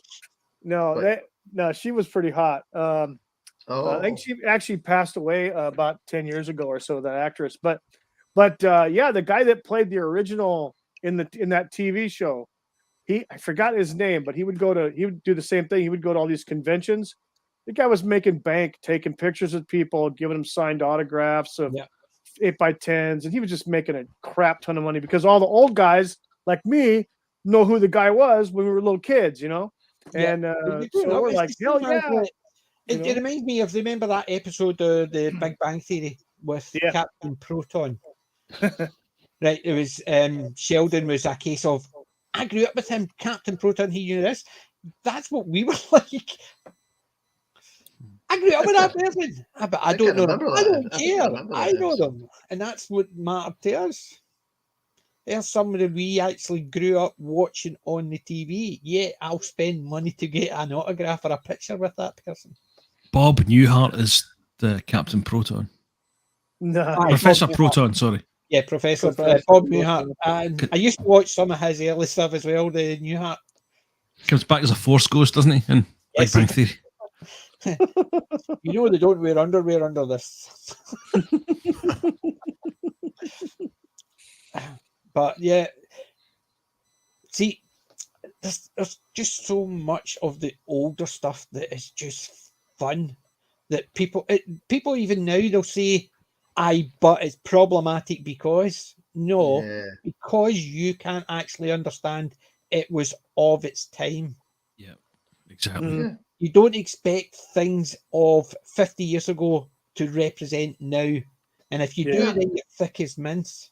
Do you know what's funny? I watched Some Like It Hot last night for the first time in ages. One of my favorite, if not my favorite comedy, and it would be so problematic today, but it is absolutely hilarious.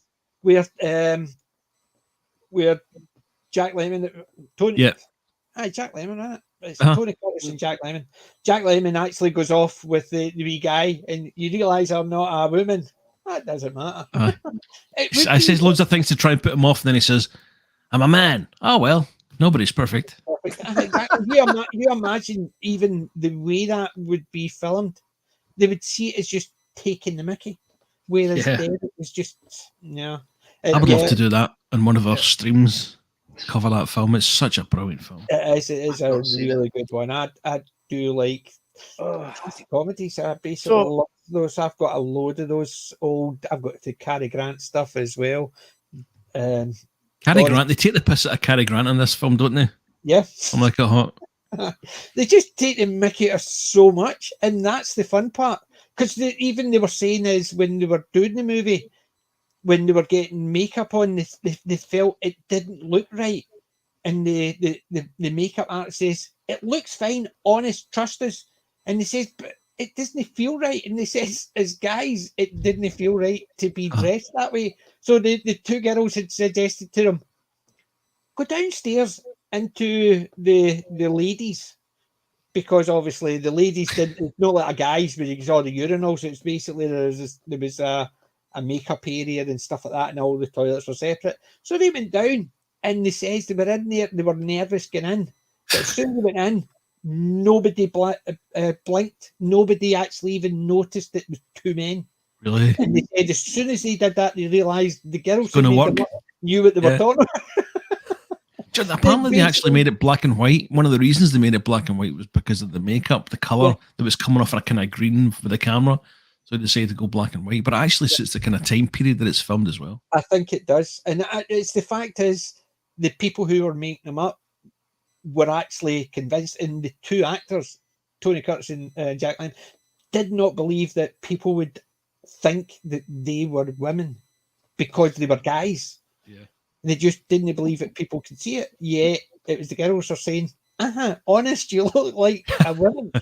No, we don't. We're men. But you look like women. No. So they sent them down, and as soon as they were in there, nobody batted an eyelid. They realised that, they look like women. Have you seen it, Wookie? No, but I've seen some. There was a TV show. There was a TV show called Bosom Buddies. I don't know if you guys ever saw that. That was one of Tom Hanks' first roles. No, I haven't seen that. Oh yeah, Tom Hanks and another guy had to dress up like women. I forgot what it was for. It was some reason they had to. I don't know if it was where they worked or where they lived or something, but they had to fake being women half the day. It was pretty funny for a while. But that was one of his first shows he ever did. Do you know what a movie they would never be able to do now? Nuns on the Run. Oh, hi. Nuns on the Run. Robbie Coltrane and was it Eric Idle? Eric Idle, aye. The two of them are two gangsters trying to get away, and they end up hiding in a convent. And it was a school. It was a school. So Robbie Coltrane's at one point, he's sitting in there in the shower room with all the lasses, and Eric Idle comes in and goes, "That's naughty, you get out." And he goes, "I can't help myself." You imagine a scene like that now. But it's basically Nuns on the Run. The two of them were dressed up as nuns, and they dressed up as nuns, nurses. There was about three other. They did air stewards as well. They did about 4 or 5. They kept different bumping into somebody and just actually nicking their outfits. So they did. I've seen that once, but not for a long time. Oh, I watched that a couple of weeks back. It's just one of those things. I get ideas that I just go, I'm going to watch that again. Like last night, I watched Sky High again. You seen Sky High? The superhero movie. Yeah. I don't think so. It's basically a school for superheroes. And Kurt you've Russell's got in it, isn't he? Linda Carter as the principal powers. And at one point, she turns around, somebody says something to her. She says, who do you think I am? Wonder Woman. And they have the bits like that, and they've got Kurt Russell in it as the commander. It's a fun movie. You've got Bruce Campbell in it as the Boomer, or Sonic Boom. He's the gym teacher. All right. It is fun. I've actually did some clips that are appearing later on in my stream, but I think it's a couple of months away because I'm that far ahead. I do one a day, but it's up there. But it's 2005. Aye. Yeah, I thought it was an older film. Sorry. No. It's fairly recent. Aye. Well, fairly recent, 17 years ago. Not Tell really. you're old when you say recent 2005, don't you? Exactly. Christ almighty, yeah, that long ago. Ooh. 2005, I was 40. Really? Yep. Yeah, I'm 57. Holy shit. Yeah. 4 years behind. This is not talcum powder on my beard, you know. I'm 4 years behind you, BJ. Aye, but I look as if I'm about 40 years ahead of most people. I had a hard paper round when I was a boy.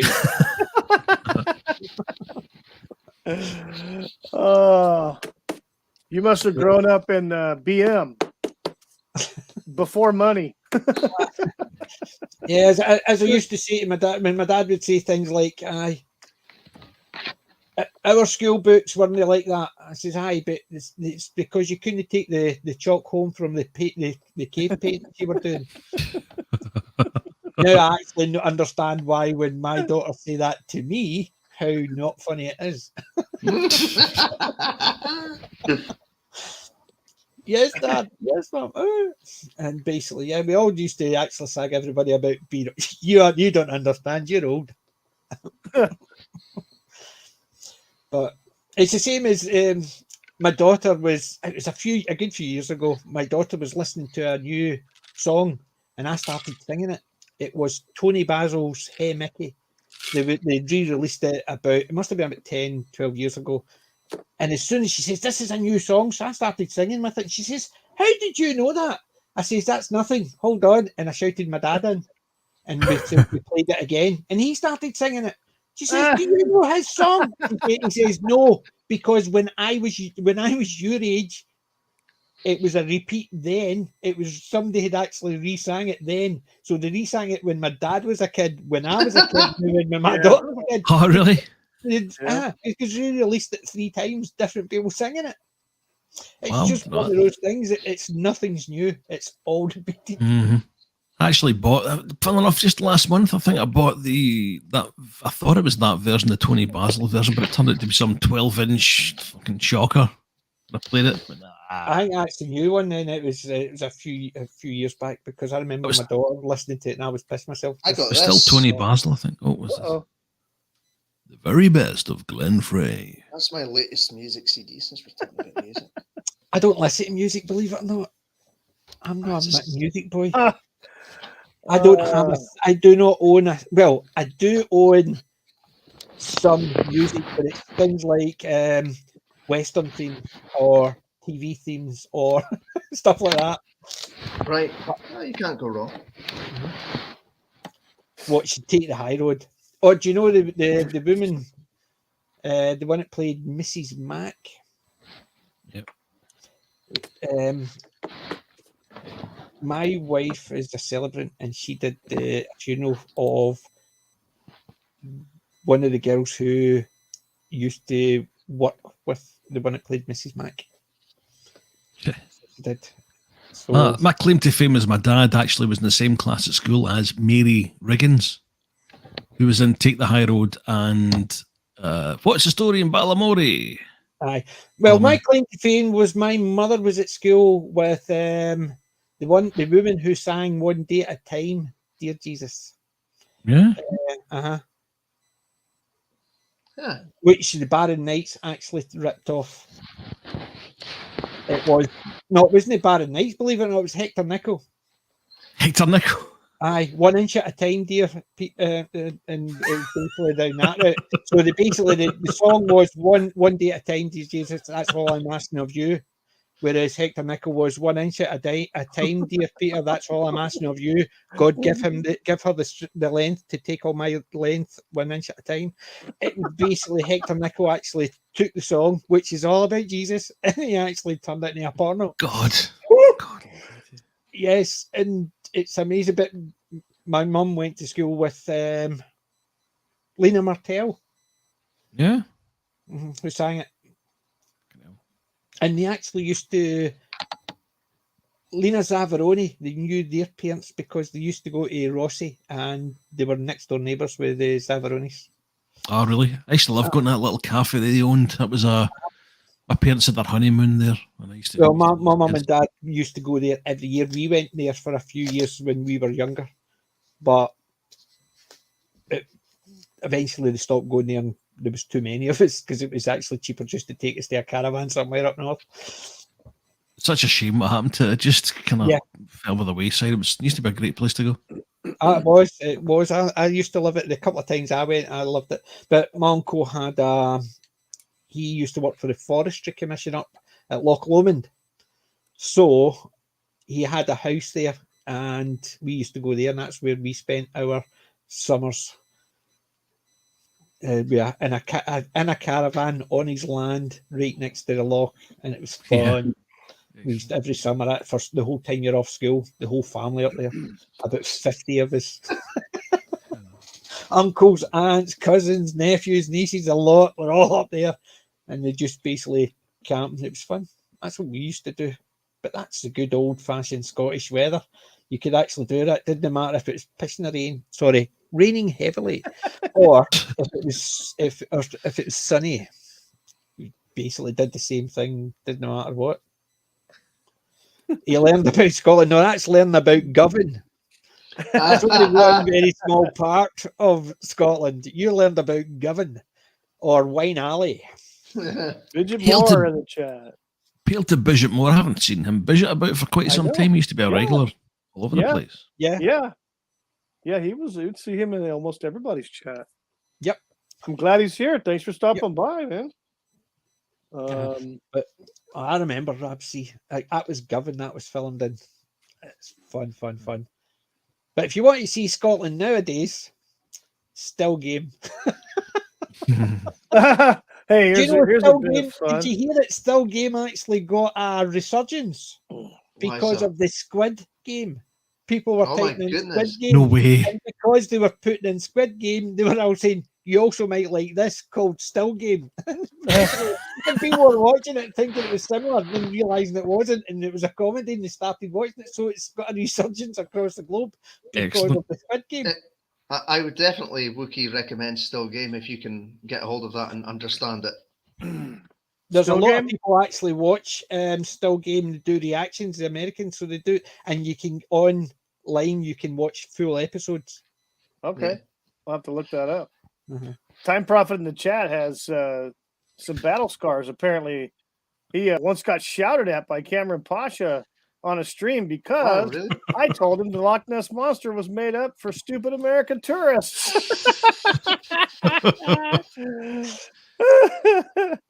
Do you know at one point the Scottish police closed the Scottish borders because there was a report that English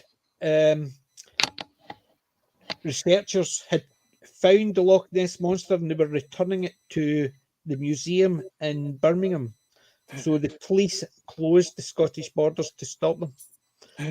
Fuck's sake. That was in the 50s.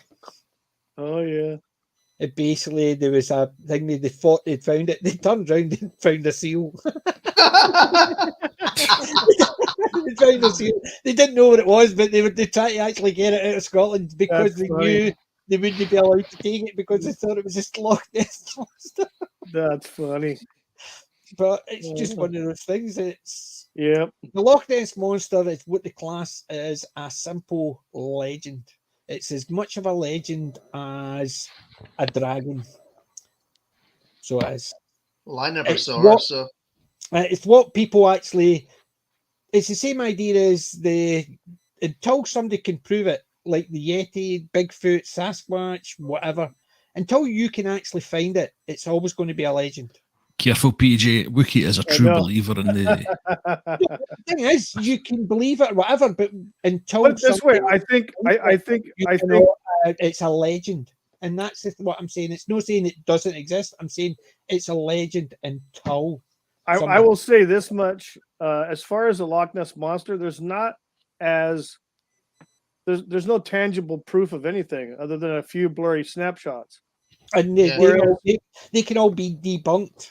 Right. It's all to do with even believe it or not, I've watched a lot of these DVDs. I like my conspiracy theories the same as anybody else. I like my myths and legends the same as everybody else. I suppose it's the old X-Files. I want to believe. yeah. So I'm willing to, with an open mind, listen. However, until somebody can prove it, it's a legend. It's not. It doesn't exist. It's just a legend until it can be proved. So I don't say I don't believe in it. I just think it's a legend, and it's simple as that. I'm very enigmatic with it. I don't say no. I just say I don't know, and I'm willing. Yeah. And don't say Santa Claus doesn't exist, because I know he did. Yeah. Santa Claus conquered the Martians in the 1960s. Get it right. But no, insofar as like here in the United States, the legend of Bigfoot is there's been more sightings, more evidence insofar as footprints, hair, fecal matter, etc. Incident. No, Wookie, stop talking shit. I know, I'm talking shit. Well, it's not dog shite. Stop talking Disney Star Wars. Versus, say, like the Loch Ness monster, because it's, someone might have a sighting once every 10 years, and it's just a log floating around or something, Log floating around? I thought you were going to stop talking about excrement. Right. Well, it was actually a baby Ruth. Baby Ruth, baby. Baby Ruth. No, but yeah, there's and legends are great to have. Hey, there we go. What do you got there? Soda sloth. He's actually over there. I've still got the tins. Nice. That's cool. They're actually not too bad, I must admit. I did pick a few of them up the last time. But no, the thing is, I'm willing to believe in a lot of them. However, to me, they're all legends until they can be definitively proven. But until you can sit down with Daryl and talk to him on camera, Oh, it's the same as the Egyptian hypothesis, the ancient aliens. There's a lot of stuff that I've listened to, but I'm one of these ones. The class in Scotland is a stubborn bastard. It's just for the simple fact is, I can understand where people get certain ideas. Oh yeah. However, even scientific facts are not actually scientific facts. They're based on theories of what we understand. Like, for instance, the Big Bang Theory. People tell you it's definite. This is how it happened. Sorry, were you there 4.3 billion years ago when the Earth was actually coalescing? Or were you there 13 billion years ago when the Big Bang? No, you're basing it on what you understand at the moment. And that, to me, is the similar idea. I'm willing to believe if somebody can convince me or I can see actual proof, but there's certain things that you have to take on faith based on you're never going to find out the truth because it was that long ago. You can just theorize of what happened. The Loch Ness Monster, it started off with a bishop, and it was his story. And his story was that the monster in the lake was taking people and he prayed and he scared it off, and that was when it first appeared in the records. And then over the years, more and more people have seen things. However, there's still no definitive proof. But they know there's proof that the loch isn't big enough to actually host a family of, because you can't have one. You have to have a family of. And the loch's not big enough. But is the loch actually linked to the sea? Actually, no. They say it is, but it can't be, because it's not a saltwater loch. So it can't be linked to the sea. Unless they say it's something to do with the density of the water and stuff like that. So you can have, there is a place, is it the North Atlantic? It's where you've got saltwater and freshwater.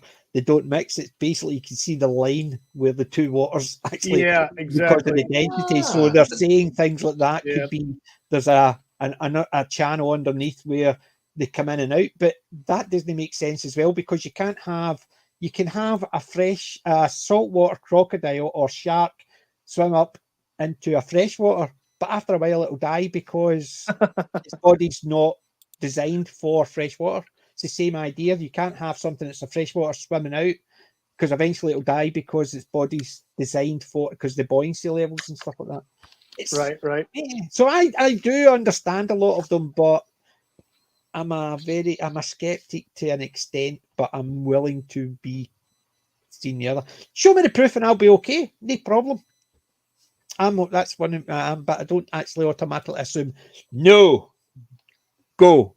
You're talking like rubbish. No, I mean, that to me, that's as silly as actually turning around and saying 2 and 2 don't make 4. Oh, even though a mathematician can actually prove it doesn't. Right. It's there was the one in the Big Bang Theory. Remember the one Howard was turning around and Sheldon was explaining how this dimension, the 27th dimensions and stuff like that, and he says, "Aye, but you had to make up 4 dimensions for that calculation to work." And to me, that's what mathematicians will say. I can prove that 1 + 1 doesn't make 2, it can make this. And because they have to actually add all these freaking other things in to make their hypothesis work. Sorry, if you can actually prove to me 1 + 1 doesn't make 2, then A, you're a hell of a lot smarter than me, which you most likely are. My dog's a hell of a lot smarter than me. But the fact is, if you have to make up certain things just to prove it, that doesn't make you smart either. It just makes you more sneaky. Time Prophet. No, opinions on things, everything and anything. No, not I. Good boy. My mommy said so. Good old Time Prophet in the chat says, "Do you know there's 18 seasons of Ancient Aliens and they still haven't found one?" Yes. That's because they're ancient. Yes. I have all 18. I'm actually just confirming I've got the whole 18. I'm sure I've got at least, it'll be under my history link. See, I've actually Ancient Architects. Where is it? Ancient Aliens. Where the hell is it? It's under here. I have got the 18 seasons somewhere. Ancient Aliens. Yeah. I used to watch that just to check out that dude's hair. Yeah. How tall his hair was, you know. You know, he was actually he was in Resident Alien. What? It was an episode of Resident Alien. He was in it. The little clip, wasn't it? It wasn't. They were they went to an alien convention because he was trying to find the alien hunter, and he was one of the speakers, and he was sitting talking to him. That's right. That's right. Yep. I thought that was really good because he's basically taking the mick out of himself how people understand him. Yeah. But he didn't actually play it for fun. He played it serious, but he obviously understood that people have certain ideas about him, and he actually played along with it. And it was really nice seeing that he could take what people think and actually go, no problem, you want to pay me money, I'll do that. Yeah. That was another great series that kind of disappeared up its backside in the second one, wasn't it? Yeah. It was the Equal Pay episode I bailed on that one. I went, oh, fuck Yeah, I know it was a wee bit. I mean, the one that actually I managed to watch right up to the end of that one, whereas the Orville season 3, I didn't. I stopped halfway through. No matter what people tell me about the Orville, I'll not watch it again. Really? Was it that bad? Oh God, aye. Season 1 and 2 are what? Season 1 is good. Season 2 is really good, and season 3 started as if it was going to get better, but they got a wee bit preachy, and it's not all left wing or right wing. They just get preachy about things that are not nice things. Mm. So there's one episode. It's called "The Tale of Two Topas." The girl who played Topa, who the Mauchline, who was a Mauchline girl who had to get changed to a Mauchline boy because there's only males in Mauchlis. But she wanted to detransition. So people are saying it's a transition story. People are saying it's a detransition. Depends what side of the aisle they were on. Mm-hmm. But the girl who played Topa was excellent. She could act the pants off a lot of the main cast. The story did have a sort of happy ending, feel-good ending. However, the message in the story is, see what the two parents want? It doesn't matter. Because I agree with one of them, I'm going to butt in and tell you the other one that you need to let that happen because I agree with that person. And it was a case of taking it out the parents' hand, and it's effectively the rest of the crew decided to sneak behind the father's back because they're two fathers. So, but you see, I mean, it was almost a case of, well, we don't agree with you, so we're going to go against yours and take it out of the family. So I got annoyed with that because how the hell are anybody to say that the family can't decide what is best for their child? Yeah. It doesn't matter if the male, the mother and father, or in this case the two fathers, disagreed, but they have to come to some agreement because they are the family. But they're effectively, the whole story was, we decided he was wrong and that was it. And Clyden, who is meant to be the obnoxious one, he's meant to be xenophobic, misogynist, because he treats all women as if they're second class. So you're not meant to like him.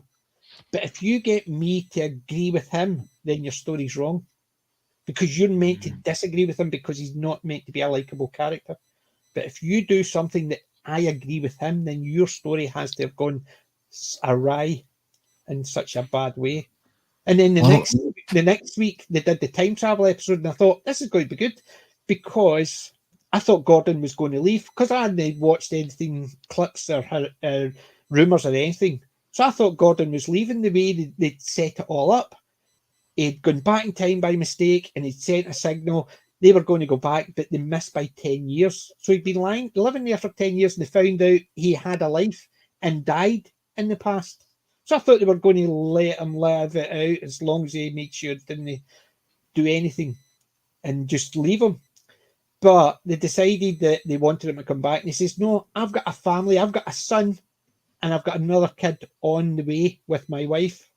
So they says, no, we're going to go back. So they go back in time before he met his wife and took him out of time. So in effect, they just basically killed the two kids. And they had a party, and wasn't that a really good idea? And Gordon turns around and goes, yeah, I'm so glad you did it. Imagine me thinking that was a good idea. And I thought, they basically have it saying, see your two kids, we've just killed them. They've done it in a way that they said right at the beginning, you can't do that because it will create an alternate timeline. But they did it in a way that fine well they've gone back and it's created an alternate timeline. So in one timeline, they survived, and the other timeline, they didn't. But in effect, what they're effectively saying is, we stopped you having a relationship and kids. Aren't we great? And he goes, aye, thank you. The fuck? And I'm sitting there going, really? That's the message that episode is given? Fine well they're going to do the alternate timeline and the family's going to appear again. But they could have actually gone down the route as they've done that, and Gordon's so angry that he left, and then he could come back in later on trying to get his revenge with them. So it could have changed the character. But it didn't. Gordon was quite happy with it. And I'm sitting there thinking, what a fucking episode, what an idea to put forward that not only did we actually stop your kids being born, we're going to be selling. We're going. Do you want a drink? I'm quite happy with that. So they're all sitting having a laugh and a joke and a drink. And I thought, disgusting. So I stopped watching it. I just thought, no, It's nothing. weird, isn't it? Again, Yep. and it was the whole message behind it. People are saying it's a really good episode. I can understand why people are saying, because if you're not picking that part up, then the episodes are quite. They're done well. They're entertaining. But the messages in it are really disgusting messages. And the messages are effectively, the first one is, we'll interfere with the family and make sure what we think is right will get done. Doesn't matter if you don't agree or if one of you don't agree. And the other one was, we're quite happy to kill your kids as long as you actually agree and think it's a good idea. And I just thought, what a disgusting program. So I just thought, and I was enjoying it. So I just went, nope. And there's nothing that'll be done that'll get me back to it. And it's the same idea. Star Wars did it. Star Trek did it. I'll still watch I've got all my old stuff. Doctor Who did it. They're all doing it. But I just thought, I'll just not watch it. But I've still got season 1 there. And I'll pick up season 2. And that'll be all I'll have of the Orville. I will not watch season 3. And I'll certainly not watch any more of anything that comes season 4. But that's the way I look at it, is if it does something to drive me away. I've seen some people saying, like, The Boys. I started watching The Boys season 1. A couple of episodes in, I thought, this is too dark for me. I like my heroes to be heroic. I don't like showing heroes as villains. I'm not into that. So I just stopped watching it. And I heard people saying it was really good, but season 2 went a wee bit with, and it got really bad, but it's getting better. Sorry, if you've already driven me away, why should I give you another season and go, oh, it's getting better now, I'll start watching it again? If you've driven me away, I ain't coming back. So I don't understand people who will watch it hoping it gets better, but it's getting crap, but they're still watching it hoping it's getting better. Walk away and they'll stop making crap. I think we've been burned so many times with shows and every. Exactly. So that's why I just walk away now. I don't like watching. I very rarely watch something that's new. Anything. Same here. And it's something very specific. I never watched season 1 of The Orville until it finished, and people were saying it was really good, so watched it because I really love the original Star Trek. And I thought it was actually it was a bit farcical, but it had a lot of nice functions in it to do with Star Trek. And I thought, the second season, they took a lot of this silly humour out, and it was a lot better. And then, but I just did not like it. It's just one of those things. If you drive me away from a series, I ain't coming back to it. It's the same as Doctor Who. They've driven me away from it. Doesn't matter what my wallpaper is and all my TARDISes here. I ain't coming back to Doctor Who. And I'm not, because I'm not giving them a view. Do you know what? Before the subscription services that they do, a lot of these shows probably would have been cancelled. Yeah. You know, because it just goes straight from the viewing figures and people just turn off. But if you've already paid for that subscription, chances are you're going to try and finish it. Well, there is that, I suppose. And I think because of that, they're getting away with murder, to be quite honest. And as Nerdrotic and all that says, they ain't making programs anymore. They're making content. So they don't care. That's why I think the Batgirl is going to appear on a streaming service, no matter what they say, because it's content. They've already got it. Or they don't need to advertise it. They just need to shove it out there. So they've got something, content. Somebody, as you said, there's going to be a lot of people who will watch it. So it's content. So they'll just throw it out. They might not actually tell people it's been thrown out, but it'll be there.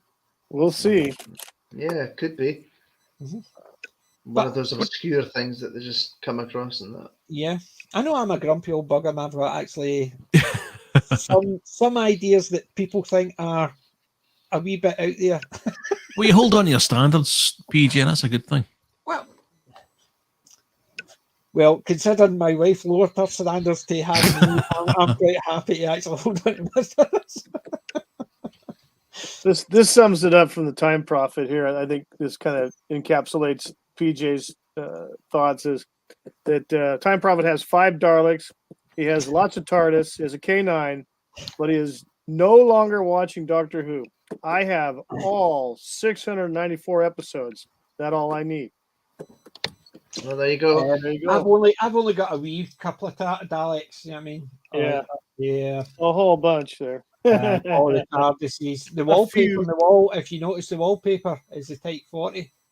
Nice. TARDIS. The door. I've got quite a lot of Doctor Who, and I stopped watching it. I've got what I need. There you go. And I've got, as you can see, a lot of the figures up here. There's the giant robot there as well. I've got a lot of Eagle Moss figures sitting here.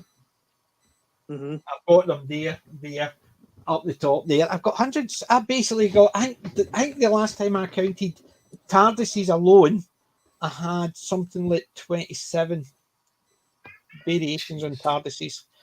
That's including from my biggest is my bin, right down to my salt and pepper dish. Variations of TARDISes. Daleks, I've got about 20 to 25 Dalek. Actually, no, I've got more because I forgot I've got all my plastic ones at the top as well. So I've got a lot of Eagle Moss ones. I've even got an Emperor Dalek. Time Prophet's got some bad news for you. He says that the Eagle Moss just went bankrupt. Oh, do you know what I got? Well, I'm glad I did get. Do you know what I picked up from Eagle Moss about 3 months ago? A Goiled Mothership and a Cylon. Really?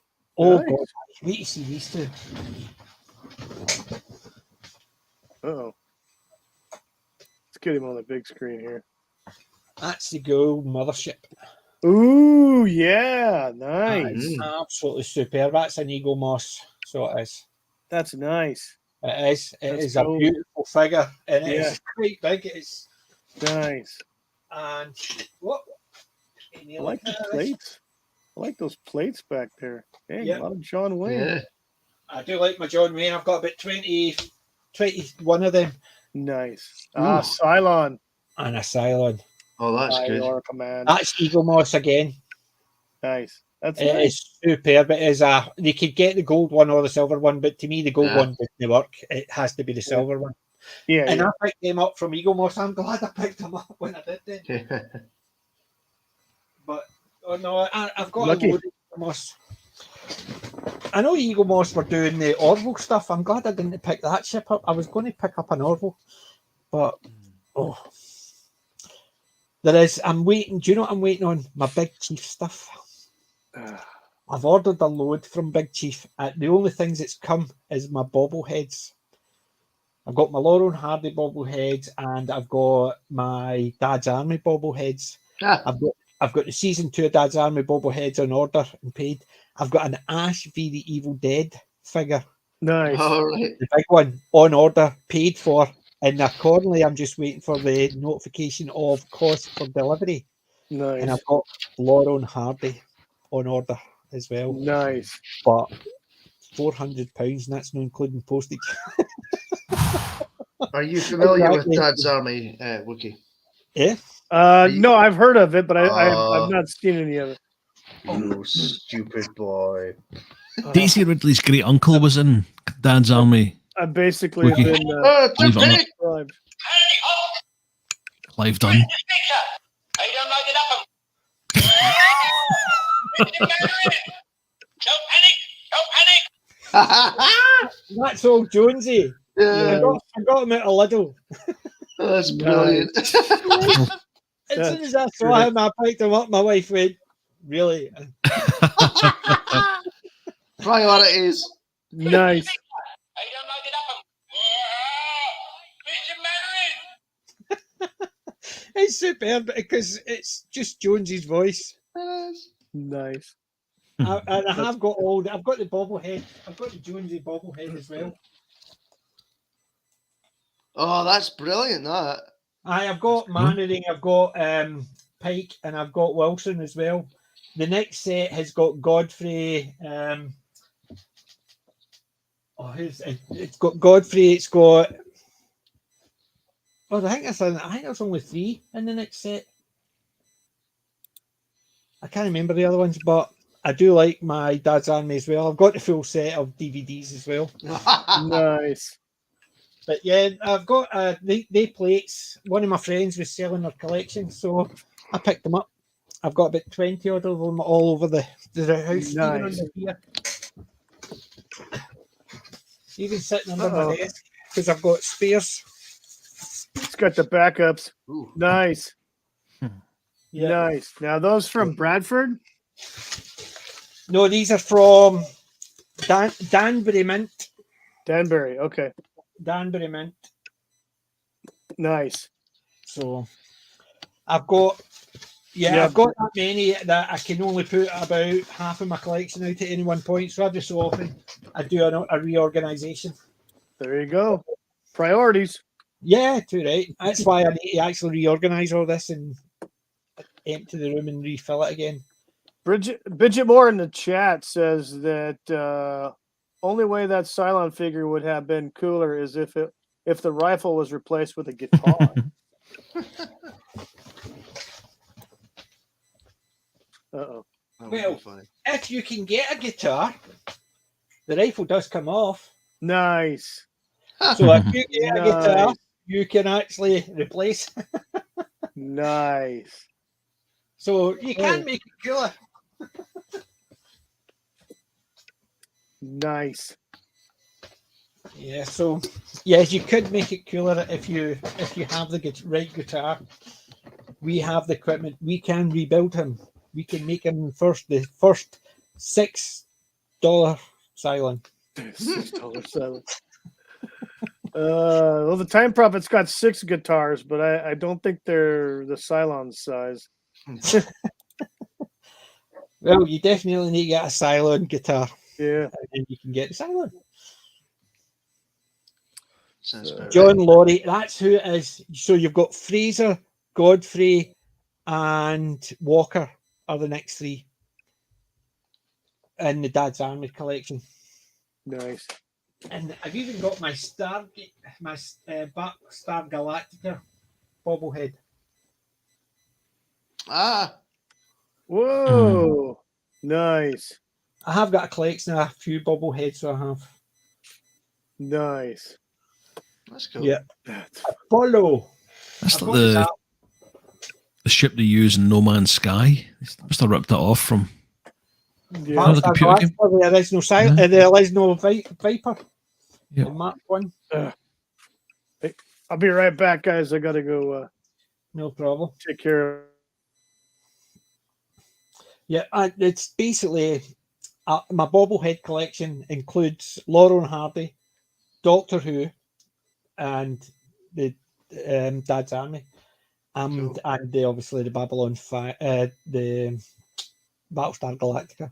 There is more that I want to get because you can get Only Fools and Horses as well. Yeah. Yeah.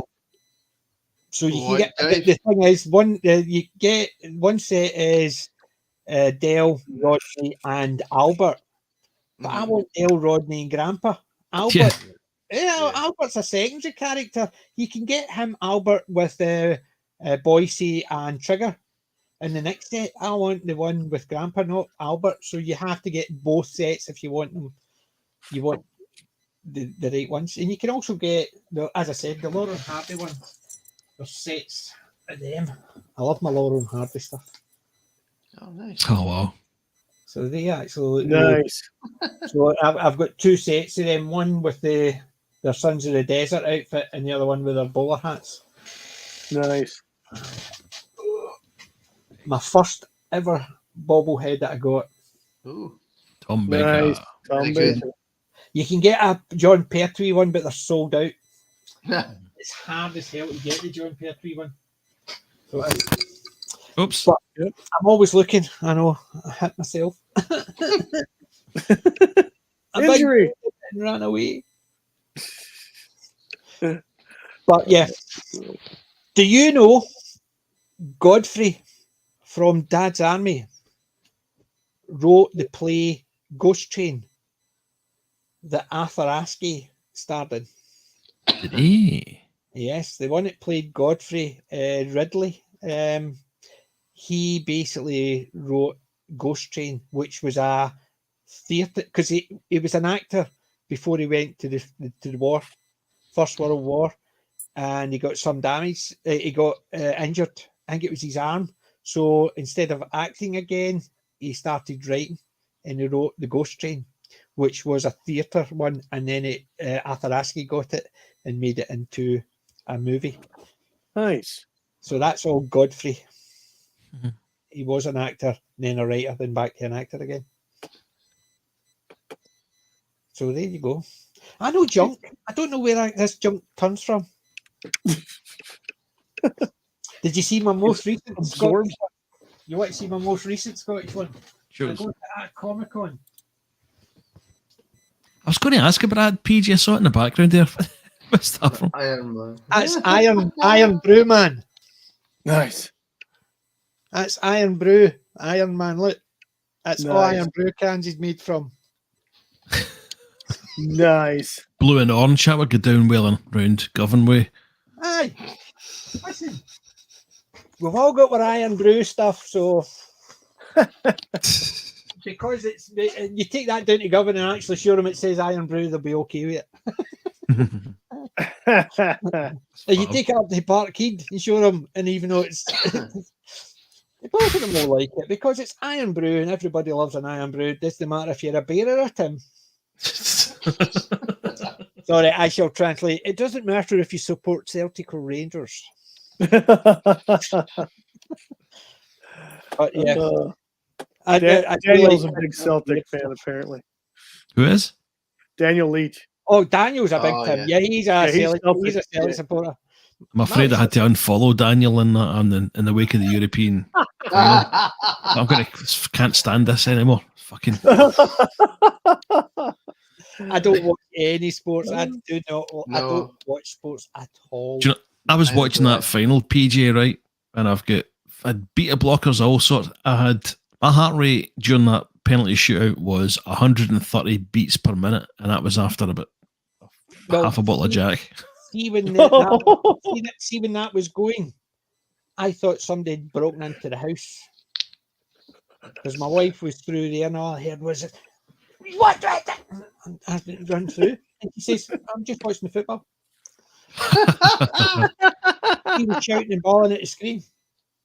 The women You know, are the that's- worst. The women that's the can first get time- really into it.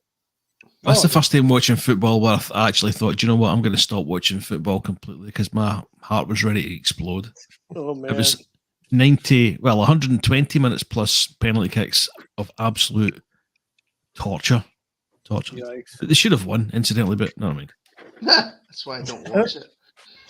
I don't watch any sports. I just actually don't care. I don't care enough.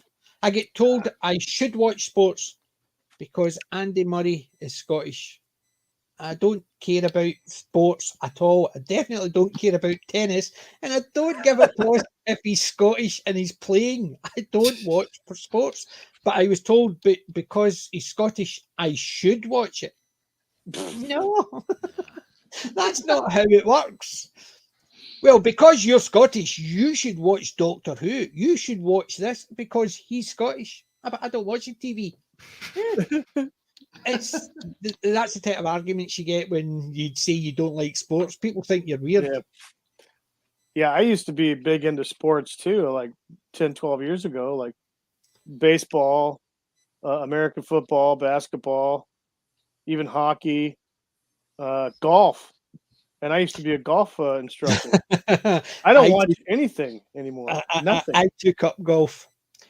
And you Yeah. know the old saying, golf is just a waste of a long walk. Yeah. Well, Good walk it spoiled. is. I used to walk that far. See, when we were on holiday, we booked the buggies. And I had to get my buggy replaced because it ran out of charge. Because boy. instead of going up the fairway, I was zig, zag, zig, zag, zag, every fairway. So they had to replace mine. I was told, Nice. don't do that again. Let some just walk. There you go. Just zag across the fairway to you get go. my ball because I was what the old adage is was what for me. What was my handicap? My golf clubs. Yeah. I would actually do better if I could throw the ball. Yeah, there you go. Yeah. Yeah. And Time Prophet, no. I've never tossed my caber. Oh, I've been to the Yeah. Highland Games and I've seen other people tossing a caber, but I ain't picking up. If I can't actually lift it and like that, I ain't carrying wood. can we answer Willie P's question there? Yes. What one? Not that one. Oh, I just told us. That one. We don't, but I have just looked it up on YouTube, and it looks like a game of golf, except it's instead of a ball, it almost looks like a puck. And they hit it, and instead of trying to go into a hole, there's a whole load of guys in the field with nets trying to catch it. I've never seen that Nice. one. It looks like a good game to play when you're pissed out your skull. Yeah. Having said that, most games are good games to play when you're pissed out your skull. When you had a lot to drink. Yeah. What you do is instead of actually doing that with a ball, do it with a banger God. or a firework for There the you go. A wee firework. just a wee firework. Just a wee one. Right. Oh, Oh. dog. Hang on a second. I think Cujo's going to eat the FedEx guy. Yes, Time Prophet. Donald Trump does have a Scottish golf course. It's just, I don't know, It's called 20-something miles out the road from me. Trump Turnbury, that's right. Yep. yeah, we've dined there. I've not been in for tea and biscuits myself. Yeah, we've been in for tea and crumpet. Yeah. And my wife was laughing at me because I spilt my iron brew. I was driving, so she had a Prosecco and I had a iron brew. And I spilt my iron brew, my small bottle of iron brew. And because it cost me £7, fucking good back in there, you are. Any more hankies? £21 for a Prosecco and an iron brew. Yeah, exactly. And the iron brew was £7 for a wee bottle of iron brew. Holy shit, that's a lot of money for drinks. I did hear it was pretty pricey. Oof. Holy Yeah, crap. and that was basically so we'd gone there, and it was going there once because to say you'd actually at least seen what this is all about. I certainly drove past it. We drive past it quite a lot because we're down this. It's down our way, so we are down by the air. Yeah. So, yeah. Yikes. Oh no, he's got two, doesn't he? I think he's got no one up in Aberdeenshire. Yeah, that's the one I was on about. Yeah, I've been past that one. Yeah. No. Never been in though. Don't you start barking because you can hear another dog. You can hear the dog barking. So he's actually about to go off. My dog barking because the UPS driver just drove by in the big brown truck. He can hear the dog and he's listening to him. Yeah, it triggers So my another dog triggers him, so he does. Yeah. Be quiet. He's growling. Yeah. I heard that. Yeah. Now my dog's done. She's getting a drink and then she's gonna go lay back down. You like the rest of us. Good job. You've chased off the evil UPS truck. Good job. He's not here. Oh, my company has now been taken over by another company, and it's DHL. DHL has taken over our company, so I now work for DHL. DHL. My goodness. Wow. Documents. Oh yeah. Hardly leave, or something that have lost. Somebody told us the acronyms are documents have lost. But I don't know. I don't use DHL. Basically, they're meant to be as a delivery, not the greatest. But how would I know? I've never actually used DHL for any of my packages. I have, and I'm saying nothing for legal reasons. I'm saying nothing in case somebody finds out and actually sacks me. Uh-oh. Here in the States, DHL at one time was giving you know, UPS and FedEx kind of a run for their money because back in like 90, I want to say it was 99, 2001, somewhere in that area there, I actually was using DHL for shipping stuff. I was selling stuff on eBay, so I would use DHL as one of my options. And then they ended up, at about that time, it would just started, you know, they started doing less and less. And they're basically big in Europe, so they are. yeah, they're still around here. I still see DHL trucks. I think they have contracts with. They the do ship US globally. They do ship Yeah. globally because, but I think their main. I think it's the Netherlands is their headquarters. Yeah. Yeah, So- I've seen them around here. I think they have a contract with either the United States Postal Service or one of the other carriers to do handoff or drop off stuff. So Yeah. Time Profit says DHL is a German company. I thought it was the Netherlands. Very near, but no cigar. ooh, Yes. yeah, I used to get all kinds of, like with when I had an account with DHL, I used to get all kinds of packaging from them, like envelopes for documents, boxes, all kinds of stuff. But that was a long time ago. That was a long time. Yeah, I've actually not sold anything on eBay for a long time, and I used to use Yeah, I know. whatever's the cheapest one. Yeah, I've actually got a parcel to send out. It's actually a Dalek to a friend. I've got it sitting there. I just need to post it, but it's not a small package. It is. It's a large package. It's an Emperor Dalek from the current era, and it was an Eagle Moss one, and I got 3 and I sold 2, and this was the last one, but I need my shelf, so I'm clearing my shelf, and it's in a box getting ready to be posted, and God knows how much that's going to cost because the box is a large box. So it is. Abby, someone's in the chat. Abby normal. Abby someone. Abby Shuto. Yeah. Welcome, Abby someone. Yeah, hell. Yeah, I used to use DHL, you know, all those, FedEx, UPS. But the only one that's the cheapest one to use now is the United States Postal Service. And I'm gonna be shipping something out overseas next week. So I see. a lot of freaking money. I'm not looking forward to it because Ripperverse, I got the T-shirt and one of the books. Oh yeah. And including postage, it's $100, which is £88. However, when it hits the UK, I will get a wee letter from the postman saying I owe duty on things over $30. Yeah. So I will still have to pay probably another 20 quid to get it. Gee whiz. And I didn't know at the time they had the hats. And also I've got a hat, which is another $28. But if I want to get the hat on its own, it's the $28 plus probably about the same postage. Then I would have that. So it would be another £60 just to get the hat, maybe a bit more.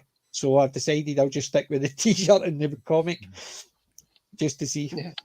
But yeah, I remember I ordered a dice box from a Dungeons and Dragons dice box. It cost me 20 I think it was £25, and then postage. So it came to £40, I think it was. It could have been 35 or £40. When it hit the UK, I had to pay another £20, half the price again. So a box, because of the wee box cost me £60. Yeah, your tariffs over there, are pretty staggering. They never used to do that. They never used to actually import tax, but for some reason they started it, and since then it's just no viable to collect to get anything from the States. However, I've ordered the cheap stuff, so God knows how much that's going to cost. Yeah. So for that. I gotta send something over there to your island, and it's It's going to cost me $75 American for a box that weighs less than 4 pounds.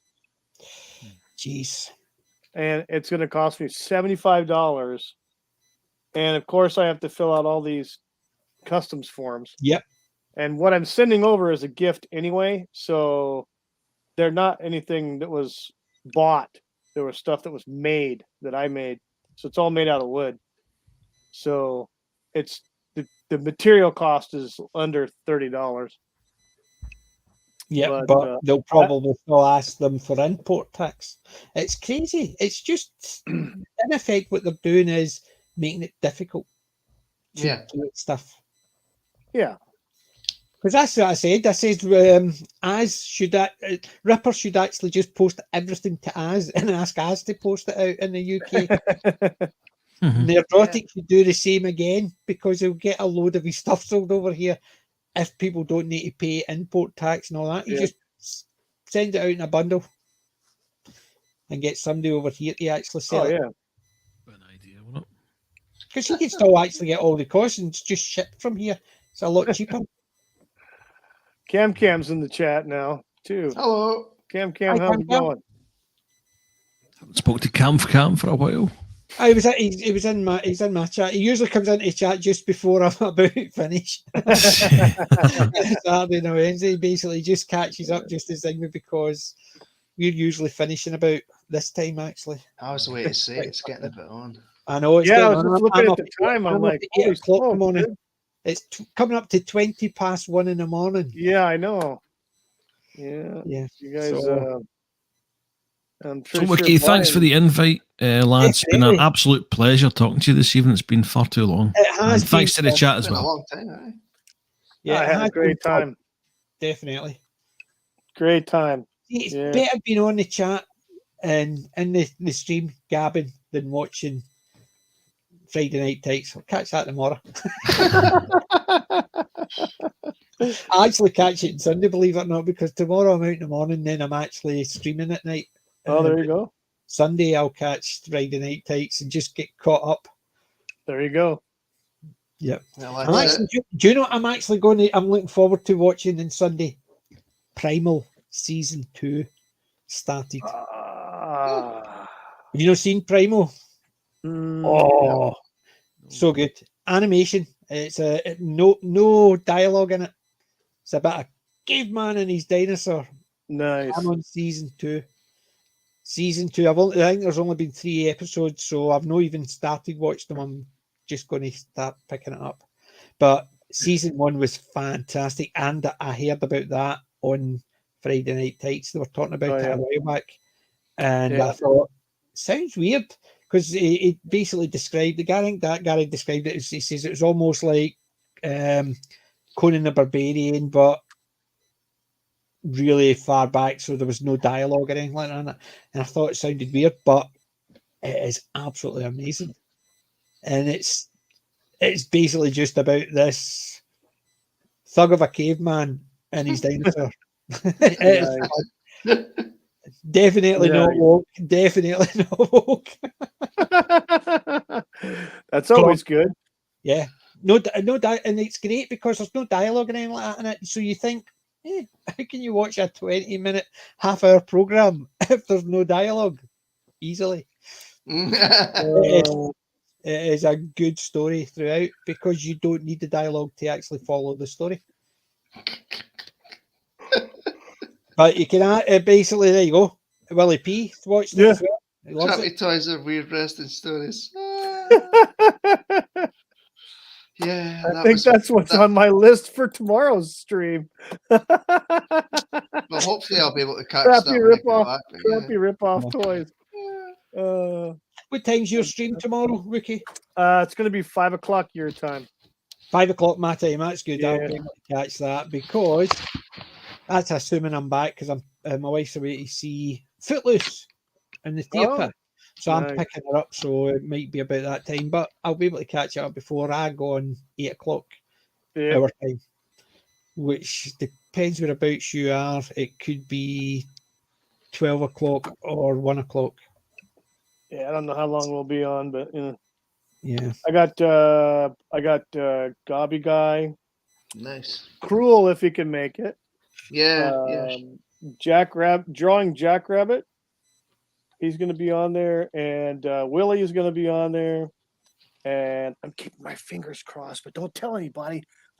Maybe I'll have problem being. No one will ever know. Don't say anything.